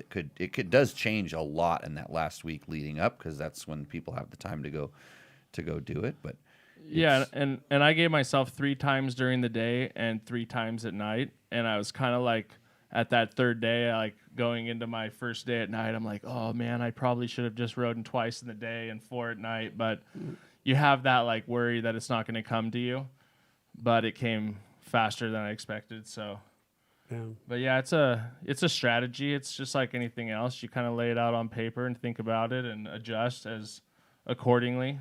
So how many hours was your section? It many was hours like on the bike? 3 hours and 45 minutes. yep. So is there a gas stop in there, or is that? I got on at a gas stop, and then I went through 2 more gas stops and got off at a gas stop. Okay. How many Steering- wins does a SLR Honda have? Oh, I couldn't answer that. You're just a rider for Well, hire. Yeah. He's like Boba Fett on a motorcycle. Just freelance. whatever, freelance the Just do kill. whatever. That's good. Yep. Okay. Did we load it up here on the questions there? I Got 'em believe so all met? for Kendall and for Okay. Mike. Is it time for us to take a Small commercial break. small Yeah, let's bring commercial in some break? new talent, And then because I we have will nothing come more to back with contribute. Mr. Endo and Hey, you more did great. questions. My expertise is very Bruce narrow. Durando and more questions. All of your submitted questions will be coming up Oh, on the show. I want you to judge my bike too. I was hoping for It's some more stupid. technical questions. Oh, really? Okay. And judge the bike? That's it. Because Kendall's probably he's pretty okay. Here we go. John Buckle says, "Have you had any experience with switching air filter oil types on used air filters? I have 5 air filters that are in rotation that have all been used several times each with Maxima FFT." Quit making noise. Sorry. Which many regard as a super tacky oil. I just ran out of FFT, but have a new bottle of Twin Air Bio Liquid Power on the shelf, which seems like a much thinner oil. Is it best to just grab another bottle of FFT, or not a big deal to switch? Personally, you've got some of those. That oil when you have it in your hand with gloves on and you're clapping it and it makes long strings. Yep. You know that FFT? original, that OG oil, that really tacky stuff. Yep. That's the stuff you want to use. That's the hot the tip. the bio stuff. I mean, you're gonna be at the shop getting new rings or a piston, or you're kind of asking for problems. Coming from the guy who just had a bike, expire at 600 hours. So, on me, I use some of those different oils, and so I used a lot of them. Switching it between, filters, if you clean your filter properly, if you clean it, it doesn't matter what you put back into it, because it should be completely clean. You should be rinsing out all that old oil, because that old oil holds the dirt, and in order to get the dirt out of it, all of the oil should be gone. So technically, yes, I don't think it's a problem. But if you have some, you can try it. The things with some of the bios, they take a certain type of filter cleaner, so it's kind of a system. And I actually use this stuff called Rock Oil Synthetic Water Washable Air Filter Oil. And you wouldn't approve, Kendall, because it doesn't tack. It's a little sticky. It doesn't feel as sticky as it is till the carrier agent, which is like an alcohol or something, evaporates out. But then it gets relatively sticky. but you literally wash it with water, and the filter comes out like it's brand stinking new. It won when we did this. That's how I started using it. We did an air filter shootout back at Dirt Rider, and I'm like, I didn't trust the stuff. You know, it was just kind of like, you know, and I had a lot of experience with no toil, which I actually had decent luck with. But I was like, well, let's see. And we put all these filters through all the different oils and stuff through a battery of stuff. But we really used them, and this stuff was amazing. But I don't have, you know, and people said, well, what if water gets on it? Like you're riding and water splashes on it? If water gets on it, it's like you have to agitate it to actually wash it out. If you hit it with a pressure washer, sure, it's a problem. But there's something to be said for if there's something you know and you trust, keep using it, you know. If you're going to experiment, take it as an experiment is my Yeah, take. that's so true. If you got something that works, like, just keep doing it. I mean, I just think we see some of the most extreme conditions and elements, like when we're going through silt beds, or, you know, let's say it's just raining crazy and there's big rivers and you're killing your bike to float them across and stuff. Like, you got water and silt will always find a way in. Yeah. For the So- eventually, I mean, if you plug the filter, it'll take the path of least resistance. I've had kids that help me out around here oil the filters and not need it in underneath the rubber grommet, and that stuff just, you know, doesn't take much. So, okay, next question. You're gonna get the run of these. Kevy asks, I'm rebuilding my 17 250 XCW, crank rebuild, new top end, etc. What the hell are people using to remove and torque the primary nut? On my dad's old KTMs, my old KTMs, I used an old CR250 tranny gear to lock everything during disassembly and reassembly. Also, at some point, could you address using grease, oil, assembly lube, and thread lock on fasteners, and the importance of using a torque wrench? Thanks. So let's just answer the first one, and we'll clip after this, and we'll answer his other question. Primary gear, what do you use? There's a great company called Motion Pro, and they make a little, like, keychain tool. Looks like a little keychain. Has a magnet on it.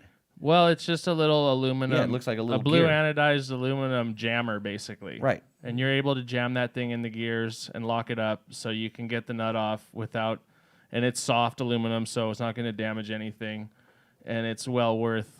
Yeah, and it has a magnet in it, so it sticks to the gear. Every toolbox should have one if you're going to be going inside your engine. Right. So you know what I told him? Guess what I told him? What'd you tell him? What do you think I told him? Same thing. No, I was going to tell him this because Jam an old rag or a piece of bridge. I have this tool, but not here. It's at the house in California, and I was kind of looking for it the You other day. used an old gear? Nope. Piece of toothbrush. Nope. I don't know. Let's hear it. Penny. A penny. Yeah. Just stuck a penny in the gears. Hey, it's Copper, it wedged them, worked. And he's like a penny saved is a penny earned. And then he literally came back like, WTF? You used a penny, really? I'm like, yeah, really. I used a penny. I mean, in a pinch, it works because I don't have that tool that you just spoke of, which is a great tool. So hey, we're gonna go ahead and take a break now. We're gonna get to the all the other stuff. Yeah, the torque wrench, and then Roosterendo. Okay, see you in a Bring few. out some new guests. Goodbye, people.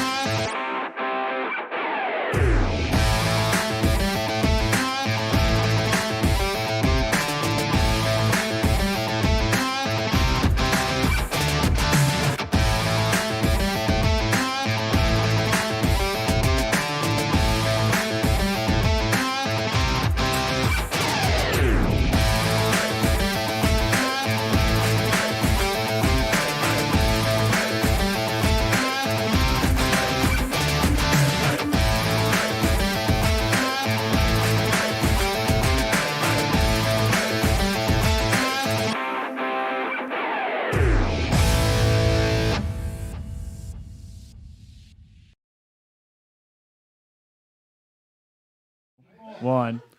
Welcome back, everybody. Thanks for enjoying our commercial break. Those are the companies that support Dirt Bike Test and Tech Talk Taco Tuesday. Andrew Short, welcome back to the show. Yeah, it's good to be back. Thanks for having me. For 5 minutes, right? Yeah, it's my bedtime. You're on a schedule. Yep.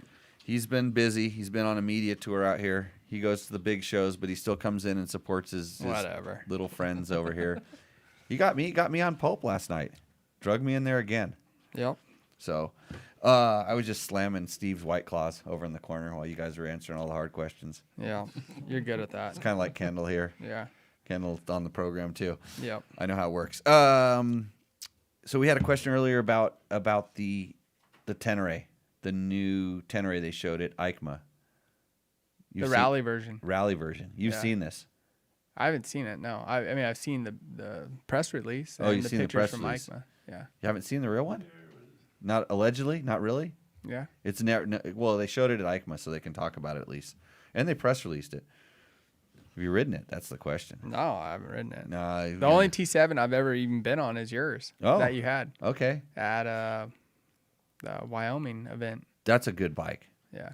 I've That's heard it. great things about it. You rode it, I think around the parking lot. right? Yeah. We need to go ride the Continental Divide Trail or something. Yeah, like this that, is on my right? bucket list. I really want to do this. I want to camp. I want to put all my gear on there, and I want to go with good people like you. I feel like this would be epic. Yeah. You'll get one.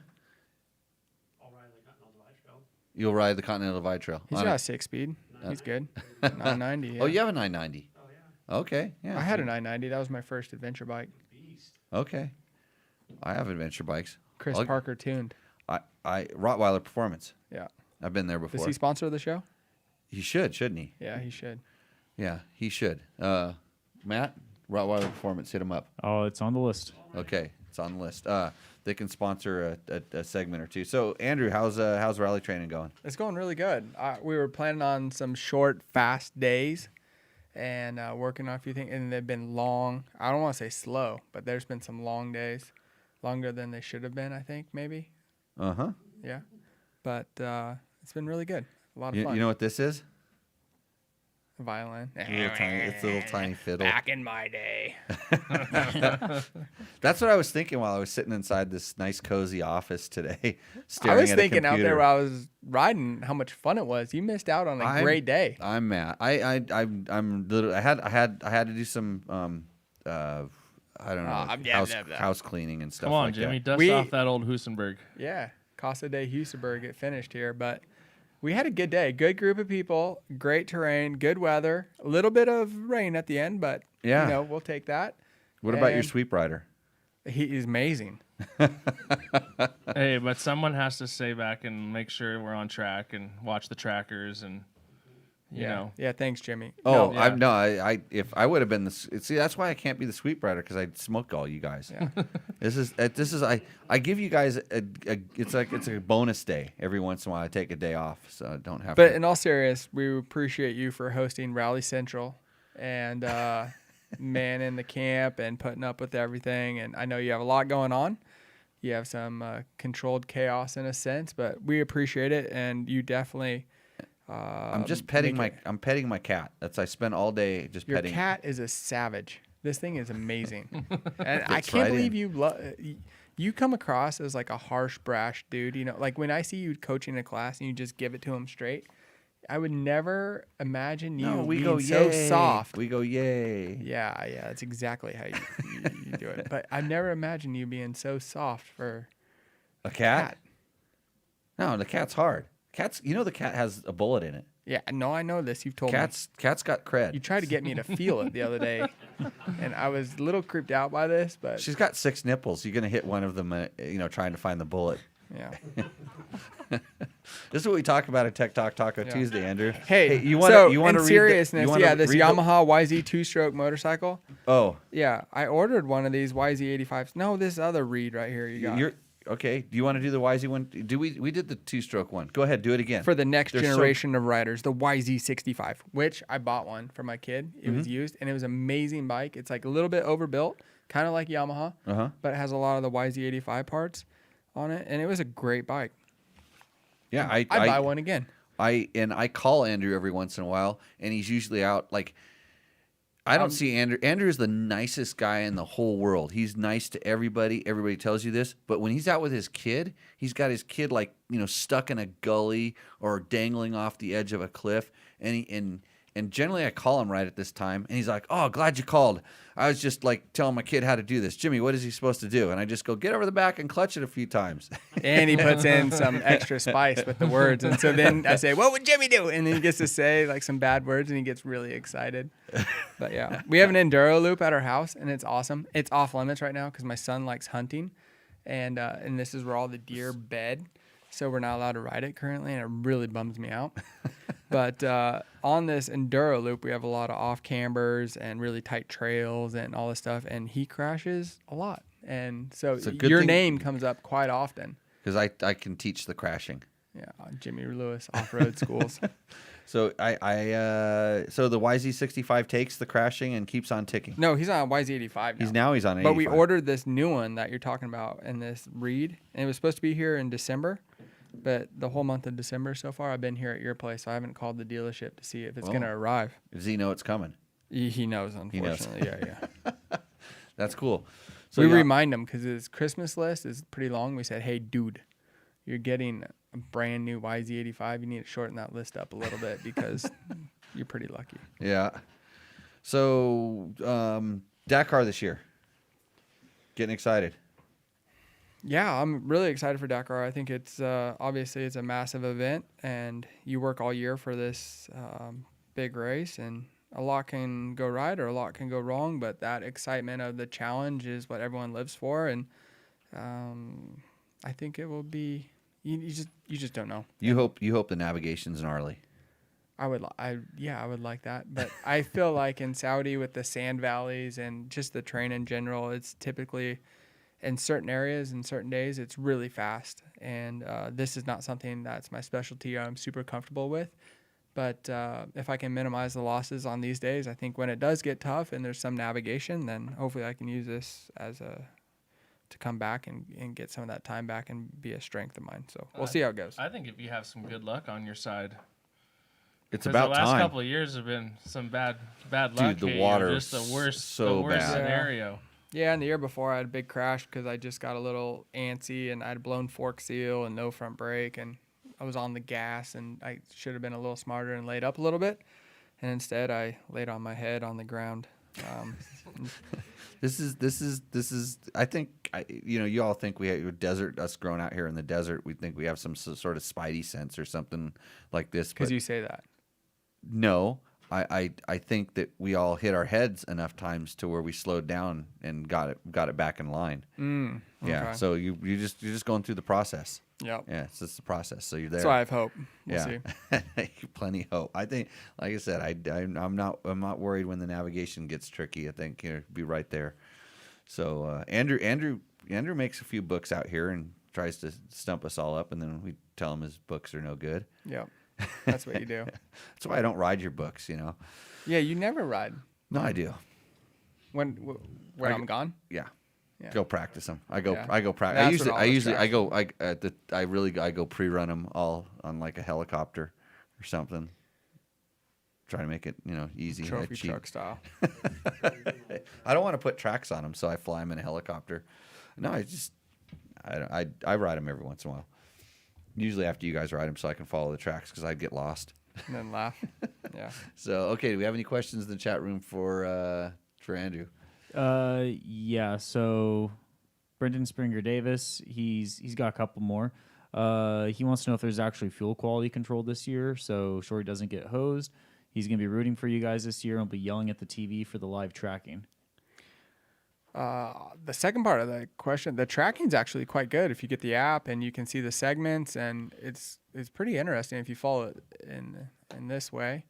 But the fuel quality, this is just something that I think there's awareness from ASO and all the promoter, but it's just how it is, and I think you have to be a little bit smart on how you do this. Obviously, I learned my lesson. Also, I think from the sporting end, from our team, I think they're better prepared this year for this. just to handle it. So I don't know. This is how Dakar is. If it's meant to go your way, it goes your way, and if it's not, it's just the nature of the beast. So live and learn, and it definitely wasn't a great situation for me last year, but we'll see. Okay. His second question is, do you change setup between stages at all? No, not so much. I don't. I feel like if with rally, you need to be pretty average, and I think the easiest thing to change is the rider. So if you can adapt with the terrain and you have a good base setup, I think you should be in the ballpark and make the most of it. Yeah, I don't remember changing my setup that much. Just had a good setup. We had different tanks, so if we went up on tanks, we might go up on springs on something, but wasn't too when I was crazy. when I was at KTM and Husky, we could preload the spring pretty easy on the top of the fork cap. So if I knew I was going to sand, like big dunes or soft sand, I'd always do a full lap on that, and it was pretty easy to load the pressure spring. Or vice versa, if I knew there was going to be fast piece or really rocky, I would go back out, and this would give it some more initial plushness. But that's why I would do it, like refuel or something like that. But with my bike currently, I don't do that. John Jackson wants to know, with Audi going electric this year at Dakar, when do you think the bikes will have an electric class? I'm not super educated on the whole electric thing, but I don't see it with the range. Yeah. It would be the slowest Dakar ever. You estimate right now it's about 100 kilometers, you were saying, or 100 miles? I think you get 100 kilometers on a bike at a half the speed you guys are going now. Yeah. I would guess, with a pretty high battery density. And what's really bad about batteries?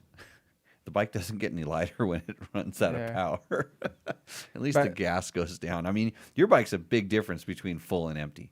Yeah, I think, in the future with electric, how they can recover that energy that's going out, if they can recycle that or use that to, to Like regenerate regen? it. Yeah, and I think this is going to be the key. And even you look at the Audi project on how they're powering the electric units, and it's, in my opinion, it's not so green, but it's for motorsport. I think it's great, and maybe that technology will be pushed further, and we'll see what Dakar does. It's going to evolve. I mean, it's going to evolve. future. When it's going to be ready for like long distance, cross country type of stuff. That's a whole different thing. Having to tug a generator out someplace to charge your batteries is a little bit not exactly the goal of it, but Even the cars right now have onboard generators to power the electric motor. It's like kind of backwards. Yeah, they have to. So, okay. Any other? Scott Glimp, do you find it easier to adapt riding style to rally or to Supercross and Motocross? For me, it's much more natural to ride motocross and supercross still to this day. And with rally, it's more just I really just enjoy it and I love it, and it's still new and exciting, and everything's coming at me fast. So that's why I enjoy rally so much, is it's not as natural. And I think this is what gives me the passion and drive to kind of learn and be better at it. Each day I wake up and that's what I think about, not motocross and supercross so much. Yeah, that was Scott Glimp's question. I used to race against him back in the old Best in the Desert days. Robert Covington, is your support truck competing against the other trucks? I think Johnny would know the RV race is better than I would, but World Championship. yeah. But I think they really frown upon this. But the Motorhome World Championships? well, yeah, that's what they say, right? I don't think they know it exists. They know it Oh, exists. Yeah. Yeah, I know the watering those things up and dumping the tanks is just like craziness. Yeah, I think in the old days the trucks would go on the racetrack, right? Oh, yeah, And like the trash trucks, what they call the trash trucks. So it'd be more of a competition. The whole rally had to move along the course because the course was the best way to get between the bivouacs, and they had what they call the T6 route, and so there was the race course, and then there was a T6 route which might have gone a couple 100 kilometers out of the way to go around some dunes or used more like established routes, but those were the big giant support trucks, so the 6 wheels, so T6 stood for 6 wheels instead of 4. And so most of the teams would have a T4 truck, and it could have been like a T4 could have been like an SUV kind of thing, like a Range Rover. or it could have been like one of those big Unimogs Yeah. that it was like the fast support truck, and they would have parts for different things. But it's changed quite a bit now. I It's still think they have a lot of the same. Like most teams have a parts truck have like that. And, on the yeah. on the course to Yeah, I mean, to keep you going. Nowadays, like all the support vehicles have a trippy device, which gives you the route that you're supposed to drive, but also gives you the speed limit. And if you break the speed limit, you can receive a fine when you arrive to the bivouac because they scan your support vehicle. Yep. And if you do it enough, they can actually put a penalty against your rider. Oh. So you're really not racing out there. You're just moving from bivouac to bivouac. Okay. One more from Brendan. During Dakar, is the maintenance mainly routine, or if they have time, or do they do major swaps like motocross? As fresh a bike as possible with time, or is it mainly preventative and fixing any problems? I'd say it's more the latter. Kendall would know this more than anything. I think rest day, they pretty much redo everything. Piston and... Yeah, there's certain things that you can't change, and they change these rules from year to year. Can you do a top end this year without penalty? Yeah. Yeah, you can do a top end, but you can't remove the motor. Motor can't come out of the frame, chassis. yeah. They have wires on that. I mean, I think they controlled the tires and the wheels last year. Or the wheels... Same this year. You have Yeah, to choose a brand. They control the tires. They control a couple parts. They control the chassis. They control the engine, the bottom end of the engine. But yeah, I mean, I guess everything could be replaced other than those things. Yeah. Okay. Well, Andrew's got to get going. Yes. Got to get up early. Yeah. Yeah. So you like getting up early. When I is don't- the plan? We'll find out after. Just wake up at your normal time. You'll be fine. Don't beat up my cat. Be nice to my cat. Selma brought me a rat last night. Yeah, big old rat. I think she got the big old rat out of your. I think you exported that thing from Texas, because that was. Everything's bigger in Texas. Yeah, it was a nice big one. It was a little stiff, but it was kind of cold. So yeah, she's got a couple pigeons this week. She's doing good. Earning her keep. Yeah, and she's getting fat, but we don't like to say that about the girls. Come on. Okay, Kendall, we're going to answer more technical questions here. Did Ricky make it back in, or is he still out there working on his bike? Handlebars. He doesn't want to come in and rate some bikes. Tell him. He doesn't want to rate bikes. He doesn't want to do Roosterendo. Can you slide that thing towards me, Andrew? Andrew, you want to slide this board, this Roosterendo board? So for those who don't know what Roosterendo is, this is like the new board? I don't know what Roosterendo is. Oh, you don't watch the show everyone? I thought everybody watches the show every week. Oh yeah, don't knock that over. Kendall left. That's going to be really dangerous. I can probably balance it over here. Watch this. Hey, we have to finish that one question. Oh yeah. So he wants to know about using, when you're reassembling a motor, he wants to know about using a torque wrench. So I'm really familiar with the Honda brand and the Honda parts manual, and I consider that thing like a Bible. So I would assume all the brands are very similar. And if you get the service manual, look through it, it's going to give you detailed instructions on what you should do, because there's different specs for different things, obviously. A high-quality torque wrench is highly recommended.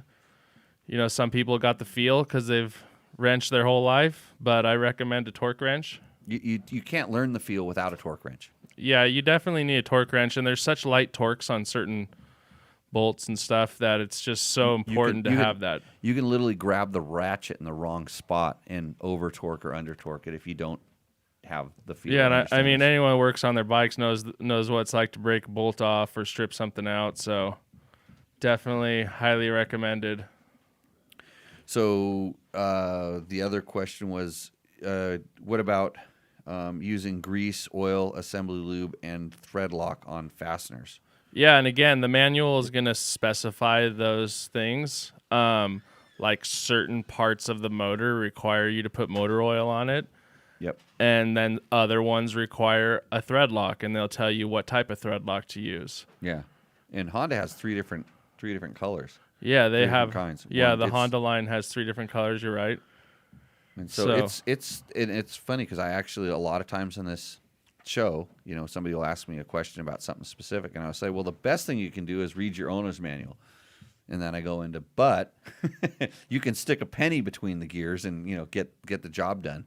So there's different ways of doing things, but there's always the best way, the proper way, the right way. And you, especially coming from having a background as being a factory mechanic and knowing how to do it at the top level, as well as knowing how to do it when you're out in your what was the name of this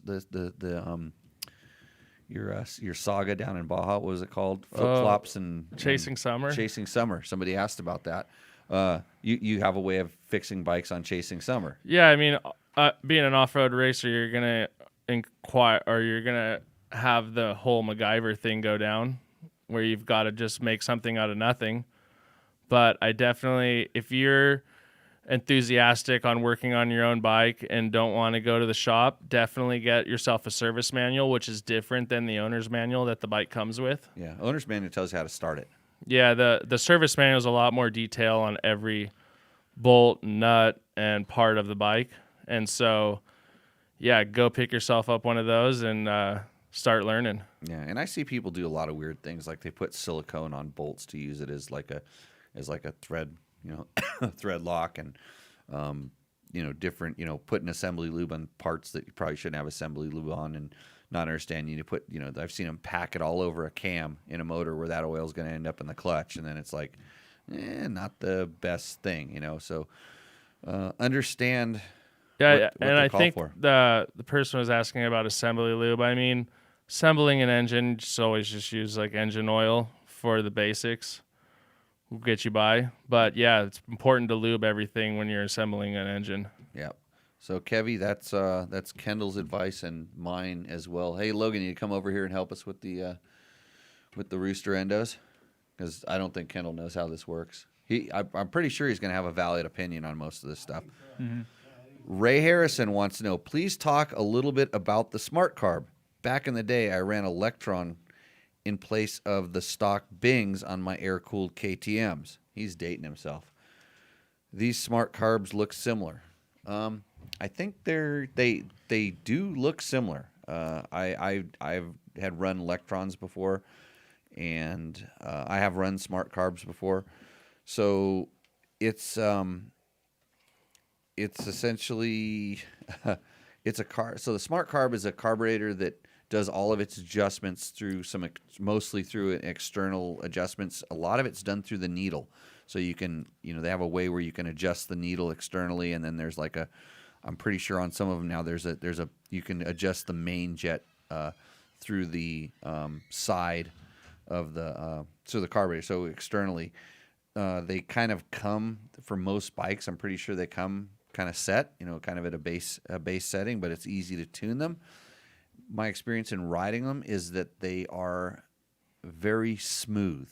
Like you lose some of the hit that more so a Mikuni would have, but to a lesser extent the Kian would have. And if they're all properly jetted, I would suspect that they're all going to put out the equal same amount of power.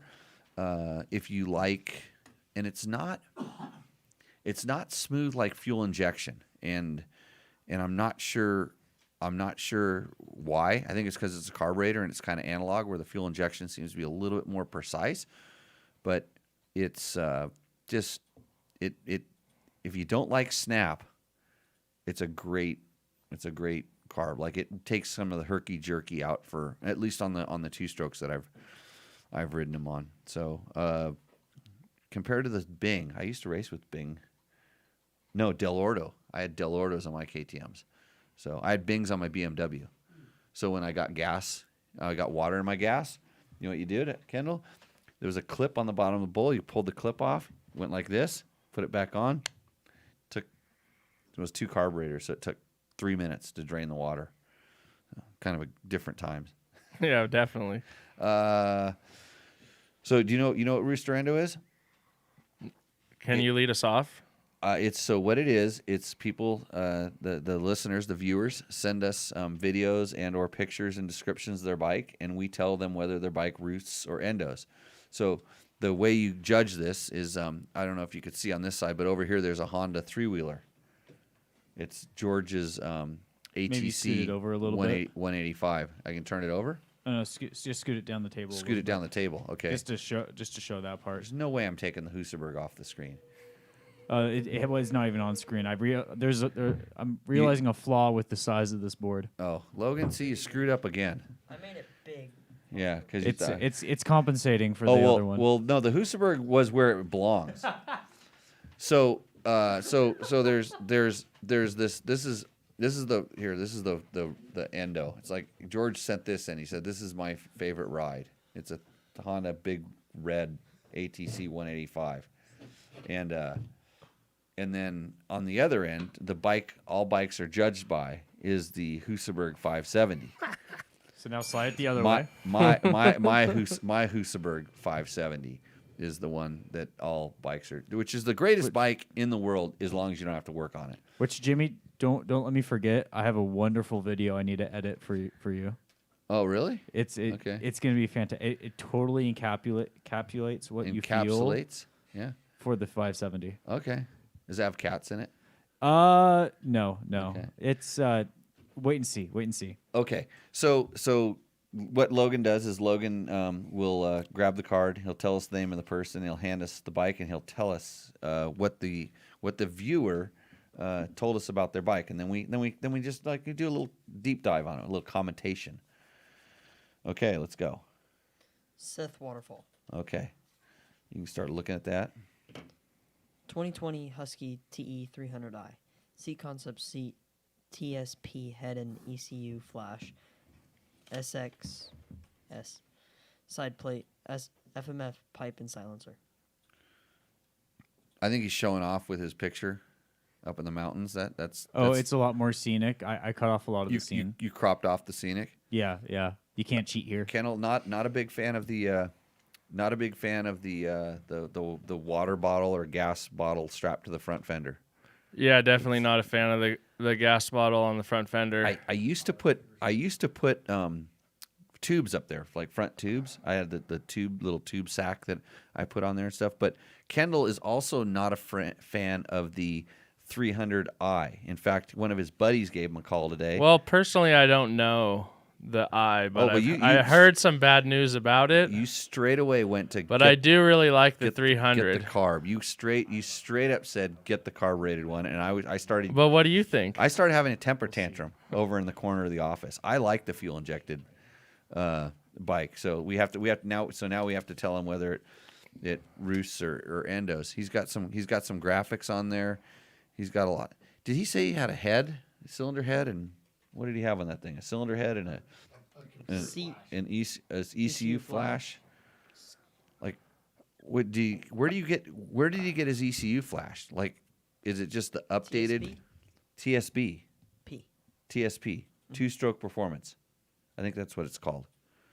Yeah, let's give this guy the roost. Just go get a big tank.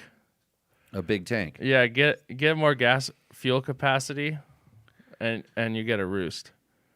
So, but right now he's got.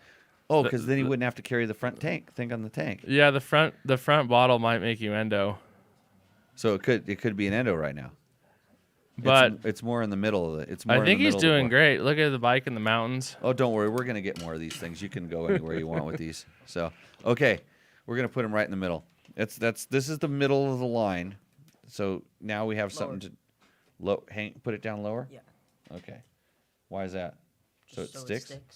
Okay. Ryan Ward. 2017 YZ250X. Pro Circuit pipe silencer, Cycro Pro bend handguards, tubeless. Really needs e-start. Oh, it does. It really does need e-start. He didn't wash this thing before he shot the picture, but maybe he was out on the trail. And it looks like it's stretched out, doesn't it? Mm-hmm. But it's a Blue Crew. It's Yamaha. Yamaha sponsors this show. So you know how the dirt's organic. The dirt's organic. It's not fake dirt. Yeah, well, let's get that guy a roost. Because Yamaha sponsors the show. Brought to you by Yamaha. I mean, that's a nice bike. It is a good bike, but he has to kickstart it. I mean, The guy in the KTM doesn't have to kickstart his. So, and I'm not a big fan of kickstarting, but it is the X, and he's riding it off-road, and he's got hand guards on it, and it is a good bike. So, yeah, it's going to roost. so here's And it doesn't have any crazy ECU flashing or something. You don't need to do that on the Yamahas. See, Logan's not happy with your taping right now. He's gonna just start on the next one. You can fix it when we're debating. Timo Stark. What? Oh, what? Give me the name. What? Timo Stark. Timo Stark. Sounds like a superhero or something like that. 17 KTM 300 XCW. You know what that has? You know what that has on the it? carburetor. Carburetor. Yeah. Moto Lab suspension revalve, stock exhaust, Moto minded mount with Baja Designs, Pro Light, radiator braces, lots of plastic guards, tubeless front and rear with Senko 520 DC and 216 fatty, Keen 36 SWAT, Kaheen. Uh-huh. Oh, so you got rid of the Mikuni and put the Keen on it. That's a good Yeah, swap. so that was, we got a lot of roosts, but His fatty pipe looks like it's kind yeah, of he went with the skinny. good. He went with the good carburetor, Yep. and he has a carburetor. The only thing, like, I hope you ride alone, because those tubeless, when you get a tire puncture, you're out of the game, and you're holding up all of your buddies. So think twice before you install tubeless, unless you like being alone. You know Mojave Bob over there? He's a full tubeless guy. So you're going with Well, I mean, you're going with Endo. On that. maybe it just everyone has different life experiences, but I always put giant gashes through my tire, and And then you're kind of with a Moose, I'm still rolling. right. I run mooses now. Yeah. Oh, So he changed from tubeless for this reason, probably. right, he doesn't have a front disc guard on it. That's good. I'm liking that. He looks like he does a little bit of extreme enduro. Look at all the race numbers on the back of that. on that Yeah, a wall. lot of plastic guard. I think for extreme enduro, he's got a good bike. Yeah. Except the car when the bike flips upside down, the carburetors leak all over the ground. The fuel injection one doesn't. Yeah, except when he runs over that strange piece of metal that punctures his tire. You're not feeling this bike, are you? Even though it had a carburetor on No, I'm feeling it, it. Oh, you're feeling it. but I'm gonna let you make the decision. I think I like the fact that he changed the carburetor. I'm going to give him a roost. We're getting too soft over here, aren't we? That was a good move. I don't know if that's because I always pick on the people that flash the ECUs. I don't know why the ECU flashing. So who knows? Tubeless in the desert, Endo. That's what Brian England says. And with a tickler, they must be talking about The previous bike. the previous bike. Well, Yes. he's talking about the Bing. The Bings used to have a tickler on them. It was basically to flood the engine so it would start. It's a nice looking bike. Andy Hansen 2021 KTM 300 EXCW TPI. Oh, it's good. Capacitor, under seat for bump starting, and easy idle screw from Slavens Racing. That's good. So that capacitor under the seat. So this is a thing that if your battery ever just completely breaks or just goes completely dead, the KTMs a lot of times will not run. You need to have a way of kind of keeping some power into the system, and I carry in my little pouch. I always have a capacitor in case of this happening, and I've had it happen a few times. Generally, when some ding dong leaves the key on, and you do that. Occasionally. Yeah. So, or did I just say ding dong, and that you're thinking that might be your new name? Well, either you're gonna make a joke about it, or I was just gonna. I've done it too. Okay, I'm Yeah. not completely unguilty. of this. The light is on in his pit bike every night. The light on his pit bike is on. Because he has an East Right. pit bike. Oh, And yeah. every day I walk in and go out to work at 4 in the morning and the light's on. But that doesn't kill the battery, though. It does. Oh, it does kill the battery. Yeah, I mean, it's Oh, Logan. Slowly. You think after the first fifth time, 100 times? corporal punishment. Yeah, I think we're gonna have to inflict some pain. Yeah, that's sometimes that's maybe, I don't know. Okay, keep going. Bulletproof billet TPI cover, swing arm guards, front Achereby's brake rotor cover, and fork shoe covers. Well, at least it's not a big giant metal disc up there. Rear brake rotor cover, Cyclopro bend handlebar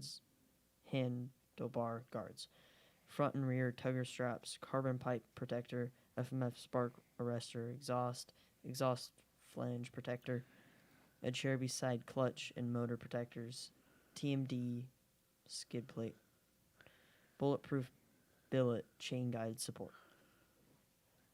He's got a lot of good stuff on that, but he doesn't have the Trail Tech kickstand. So that kickstand's going to break off, and then his bike's going to be laying over on its side, and all the other good parts aren't going to look good when it's laying on its side. So even though it's a TPI bike, and I really like it, I've decided I'm going to make most of the KTM TPI bikes endo now. It's a personal thing, because then maybe I think I'm going to do my part to drive the price down a little bit, so I can have 2 of them eventually. So I've got 2. that's The what you think. TPIs. Yeah, that's what you think. You have 2 of them. It sounds like Well- they could be taken away pretty quick. Yeah, but You could get doesn't- disqualified for leaving the light on. they don't have lights. Well, mine does, but Danny Turner, 2004 ZRX 1200R adventure bike, Michelin Power V, Holy non-flat crap! tires. Great for the blue groove, not so much for the mud. 135 plus horsepower, 3 times what the Husa turd has. State of the art twin shock suspension. Low mileage, 36,000 miles. This bike has seen both coasts. Seen drag strip abuse. 4.4 seconds at 104 quarter miles. Made laps at a few road race tracks. What kind of exhaust does it have on it? Does he say? No. Does it have a Kirker kicks ass? Remember those ads? That might have been at the when you first started to read. Your dad probably had to cross out the ass part. Well, this thing is going to set a new standard here on the thing, because like you got to balance out the Husa turd on the other end there with the spot. So it's going to give George's bike a little bit of company down here. Oh no, Lower. it's even off. It's off the screen. It's, Oh, it's man. really off the screen. Well, that's okay. Yeah. How fast did it go? I'll drag race him. You bring that thing. You bring 7 that. seconds. You bring that thing out here to Nevada. We'll go to my dirt drag strip and we'll do a little drag race. Just as is, just as pictured. I'll take the Husaberg pictured like that, and you take yours pictured like no bumps, straight up drag race in the dirt. Husa turtle, kill it. You don't say that about my bike. Okay, is that it? Yeah. Yeah. Oh, we got one more. We have. Is that the picture of the one we got a video on? Yes, but turn the headphones volume down so I don't blast your guys' We'll go ears ahead and out. just pull them down. Yep. Okay. So Here we you go. might want to pull them down. 'cause Well, I hold think on. it goes- So I didn't test this before the show, so we're gonna see how this is gonna turn out. This is one of Ricky's buddies. What's up, dirt bike test guys? Got Hold on, we have issues. what's up, dirt bike test guys? Got Is it high speed? 1 second. No, that's right. I need to go in studio mode here. 1 second.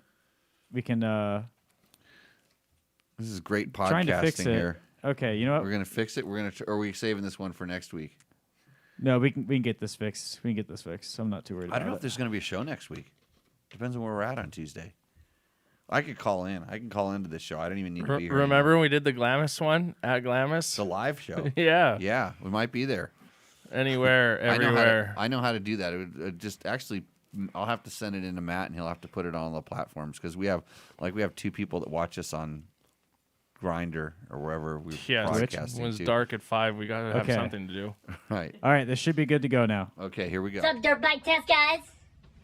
Got Roost and Indo. Sorry, there's a flyer right there for you for this week. Some my very first dirt bike. It's a 1979 RM50. It's got some sentimental value since I first bike, you know. So I restored it when I was 18, and it kind of just sits here, makes it look pretty on the shelf.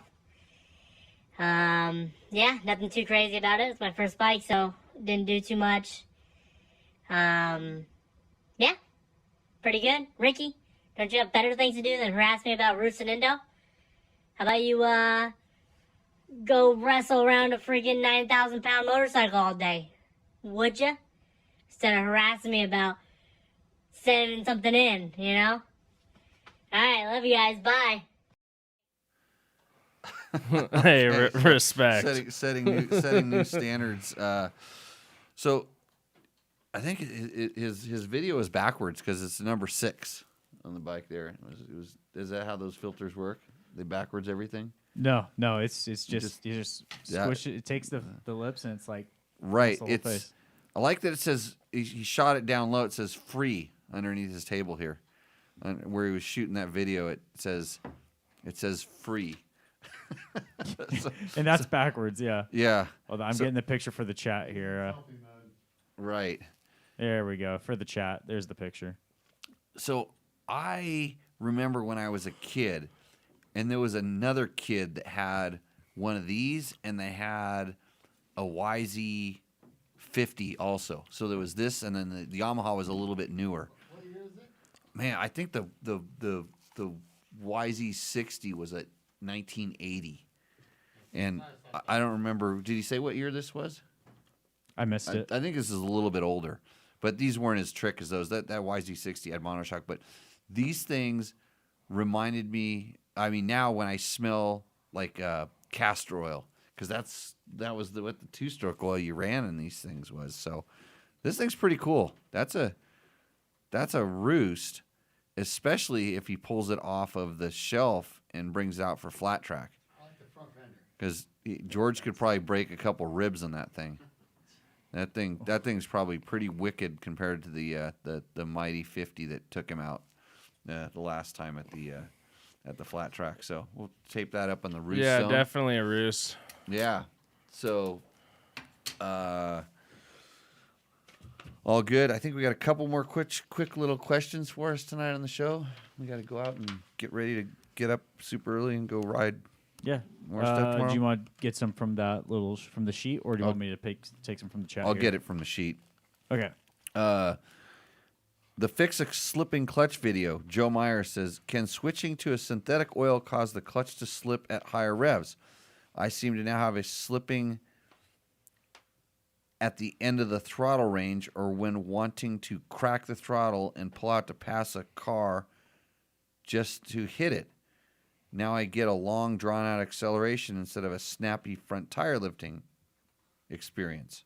I replaced the clutch plates, thinking that they were cooked, but no change with the new plates. Next step, change back to a conventional oil. Man, I've rarely had just a switch to, unless it's a super slippery synthetic oil. But if it's not like some crazy oil, if it's just kind of run of the mill, I haven't really had that happen.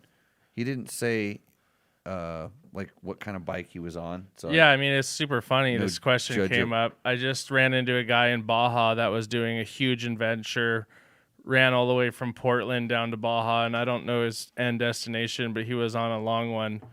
And he had a 250L Honda, the CRF. Yep. And yeah, he went on some YouTube video and watched their recommendations on oil, and he ran it, and I'm not sure which oil he used, but he fried his clutch so bad in the middle of Baja and was just doing everything he could to get a little bit of grip out of it. So it's at that point, like, is it rider abuse? Or is I mean, I know for a fact, like, the Molly, the oil with for sure. with Molly will ruin your clutch. Yes. Yeah. And there are, like I said, there are some very slippery synthetics that are designed to not be run in things with clutches that will happen. You think about it, if that guy rolled all the way down from Portland on that thing, imagine how much he was riding it, wide open down the freeway. Just yeah, to keep up and with I don't know, traffic. like, he might have, like, gotten like, 1,500 miles in or more and wanted to change his oil and went on YouTube and got a recommendation. Even in mid-ride. And then mid-ride, and then the next day started slipping, and then he got to a situation where he was really noticeable and questionable whether how far he would make it. Because I always kind of go back to the first thing is just rider abuse, and especially when more novice riders get in the sand, they start pumping the clutch, which is always amazing to me because your wheel's already spinning. Like, why are you slipping the clutch? They just don't trust the torque of the motorcycle to let it out. But I don't think that I would doubt that it's 100% just oil. I'm just kind of going off my crazy way I figure this stuff out, but I would think that there was something else going wrong, and if you just threw plates right back in and it instantly happened, it takes a little while for that oil to kind of get the bad stuff that is slippery to embed in the clutch, in my experience. So maybe there's something wrong with the adjustment. If it was slipping like he was talking about, could it have worn stuff down so that now the clutch can't completely compress or put the spring tension on it that it needs on the plates? So there's that. And check the manual. Those things, those service manuals. They give you installed gaps, and they tell you how thick that stuff needs to be. So that's a good place to start. But I've seen it where people just don't have their clutch lube properly, and so it's like constantly, it's not really releasing the clutch all the way. Something as simple as that, or a handguard. I've seen people's handguards push their clutch in just a little bit, just enough to get it hot, and it slips and it fries, and then it's done. So, I think if you're on the road and you've got to get some oil, maybe just go for your regular non-synthetic to be safe. If you've eliminated all the other possibilities of the problem. Yep. So we have the 2-stroke performance KTM 150 SX. I guess Trevor rode this. Ryan Nitzen says, very cool. Love seeing Trevor in front of the camera. I don't think Ryan and Trevor are dating right now, but that was nice of him to say that. Yeah. And then on our video, first laps on the YZ250, Paul Hetherington says, almost all vids at this. Track is fraudulent. Native laws and cannot jump. 90 degrees off them tabletops. Matt, have you ever seen a robot reply to one of our videos before? Oh, yeah. A bot? This was the second. There was another comment. There was just as robotic, but this one was the better one. Right. This was a very angry robot. Paul Heatherton, you need to change your password because you've got a robot replying to our videos. So have a nice night. Yeah. Yep. It's probably deducting money out of your bank account right now too. So welcome to the internet. Again, I'd like to thank all of our sponsors: Yamaha, Scott Sports, Climb, DDC, Trail Tech, Taco Moto, Bulletproof Designs, Kendall Norman, JCR, Ricky Brabeck. Who else? George. Andrew. Is George giving you money? Jim. He gave you money. Yeah, he paid for 10 Mojave shows. Bob. Oh, he paid for 10 shows? Yeah. Did he hand me cash? Yeah. And it just went right into my pocket and disappeared. Yes. Whew. Yeah, Andrew Short was on the show. It was nice to have Andrew. Ricky ditched us, like he said. That was good. He was very much looking forward to Rooster Endo. I'm surprised he left. Yeah, he's got work to do. It's it's rally life. It's late nights, early mornings, cold, heat, bruises, Jimmy bitching and complaining about everything. No food. I never give you guys food. What do you guys eat? Like in the morning? Oatmeal. Oh, really? Yeah. Yeah, we had some oatmeal. Date shakes. Yeah. If you eat a date shake in the afternoon, you don't need to eat in the morning, I don't think. So, yeah, Kendall, thanks for coming on and helping us. Maybe when I'm absent, you can come in and answer the tech questions. So I think you got a grasp on this stuff. Yeah, thank you. It was my pleasure. Wide range of experience here. Okay. Thanks for everybody in the chat room for sticking around with us. Thanks for everybody that's listening. By the way, you can watch this live on YouTube and on Facebook at 7 o'clock every Tuesday night. you can, that's Pacific time. That's like out here in the West. You can follow us on all the different platforms. If you want to submit a question, submit it on one of the videos or post on one of our Facebook posts. We kind of ask for questions usually on Tuesday afternoon. If you have a question that you can't get a better answer someplace else, because you can also go shopping for answers and see how that works out for you. You can also email your questions to matt@jimmylewisoffroad.com. Also send your rooster endo or just tech question clips to me as well. And if you need riding lessons, Matt can help you out with riding lessons too, especially if you're a beginner. Yes. He's going to have beginner rider classes out here pretty soon. I mean, he does them privately, but he's going to do group lessons real soon, right, Matt? Yep. Starting this Sunday. Starting this Sunday? Yep. Yeah. How'd Okay. you know? And I do want to thank everyone who's been listening tonight. We set a record for peak live viewership. Oh. Yeah. We hit 90 live viewers. It might have been more too, but What did they do? Did COVID close everything down and lock everybody in their house again? well, I think they all came for Paul. Oh, right. Yeah, he was the big pull. Okay, Paul gets to be the host of the show next week. So, okay, everybody, thanks a lot. We're going to see you. We will see you out in the trail. Cheers.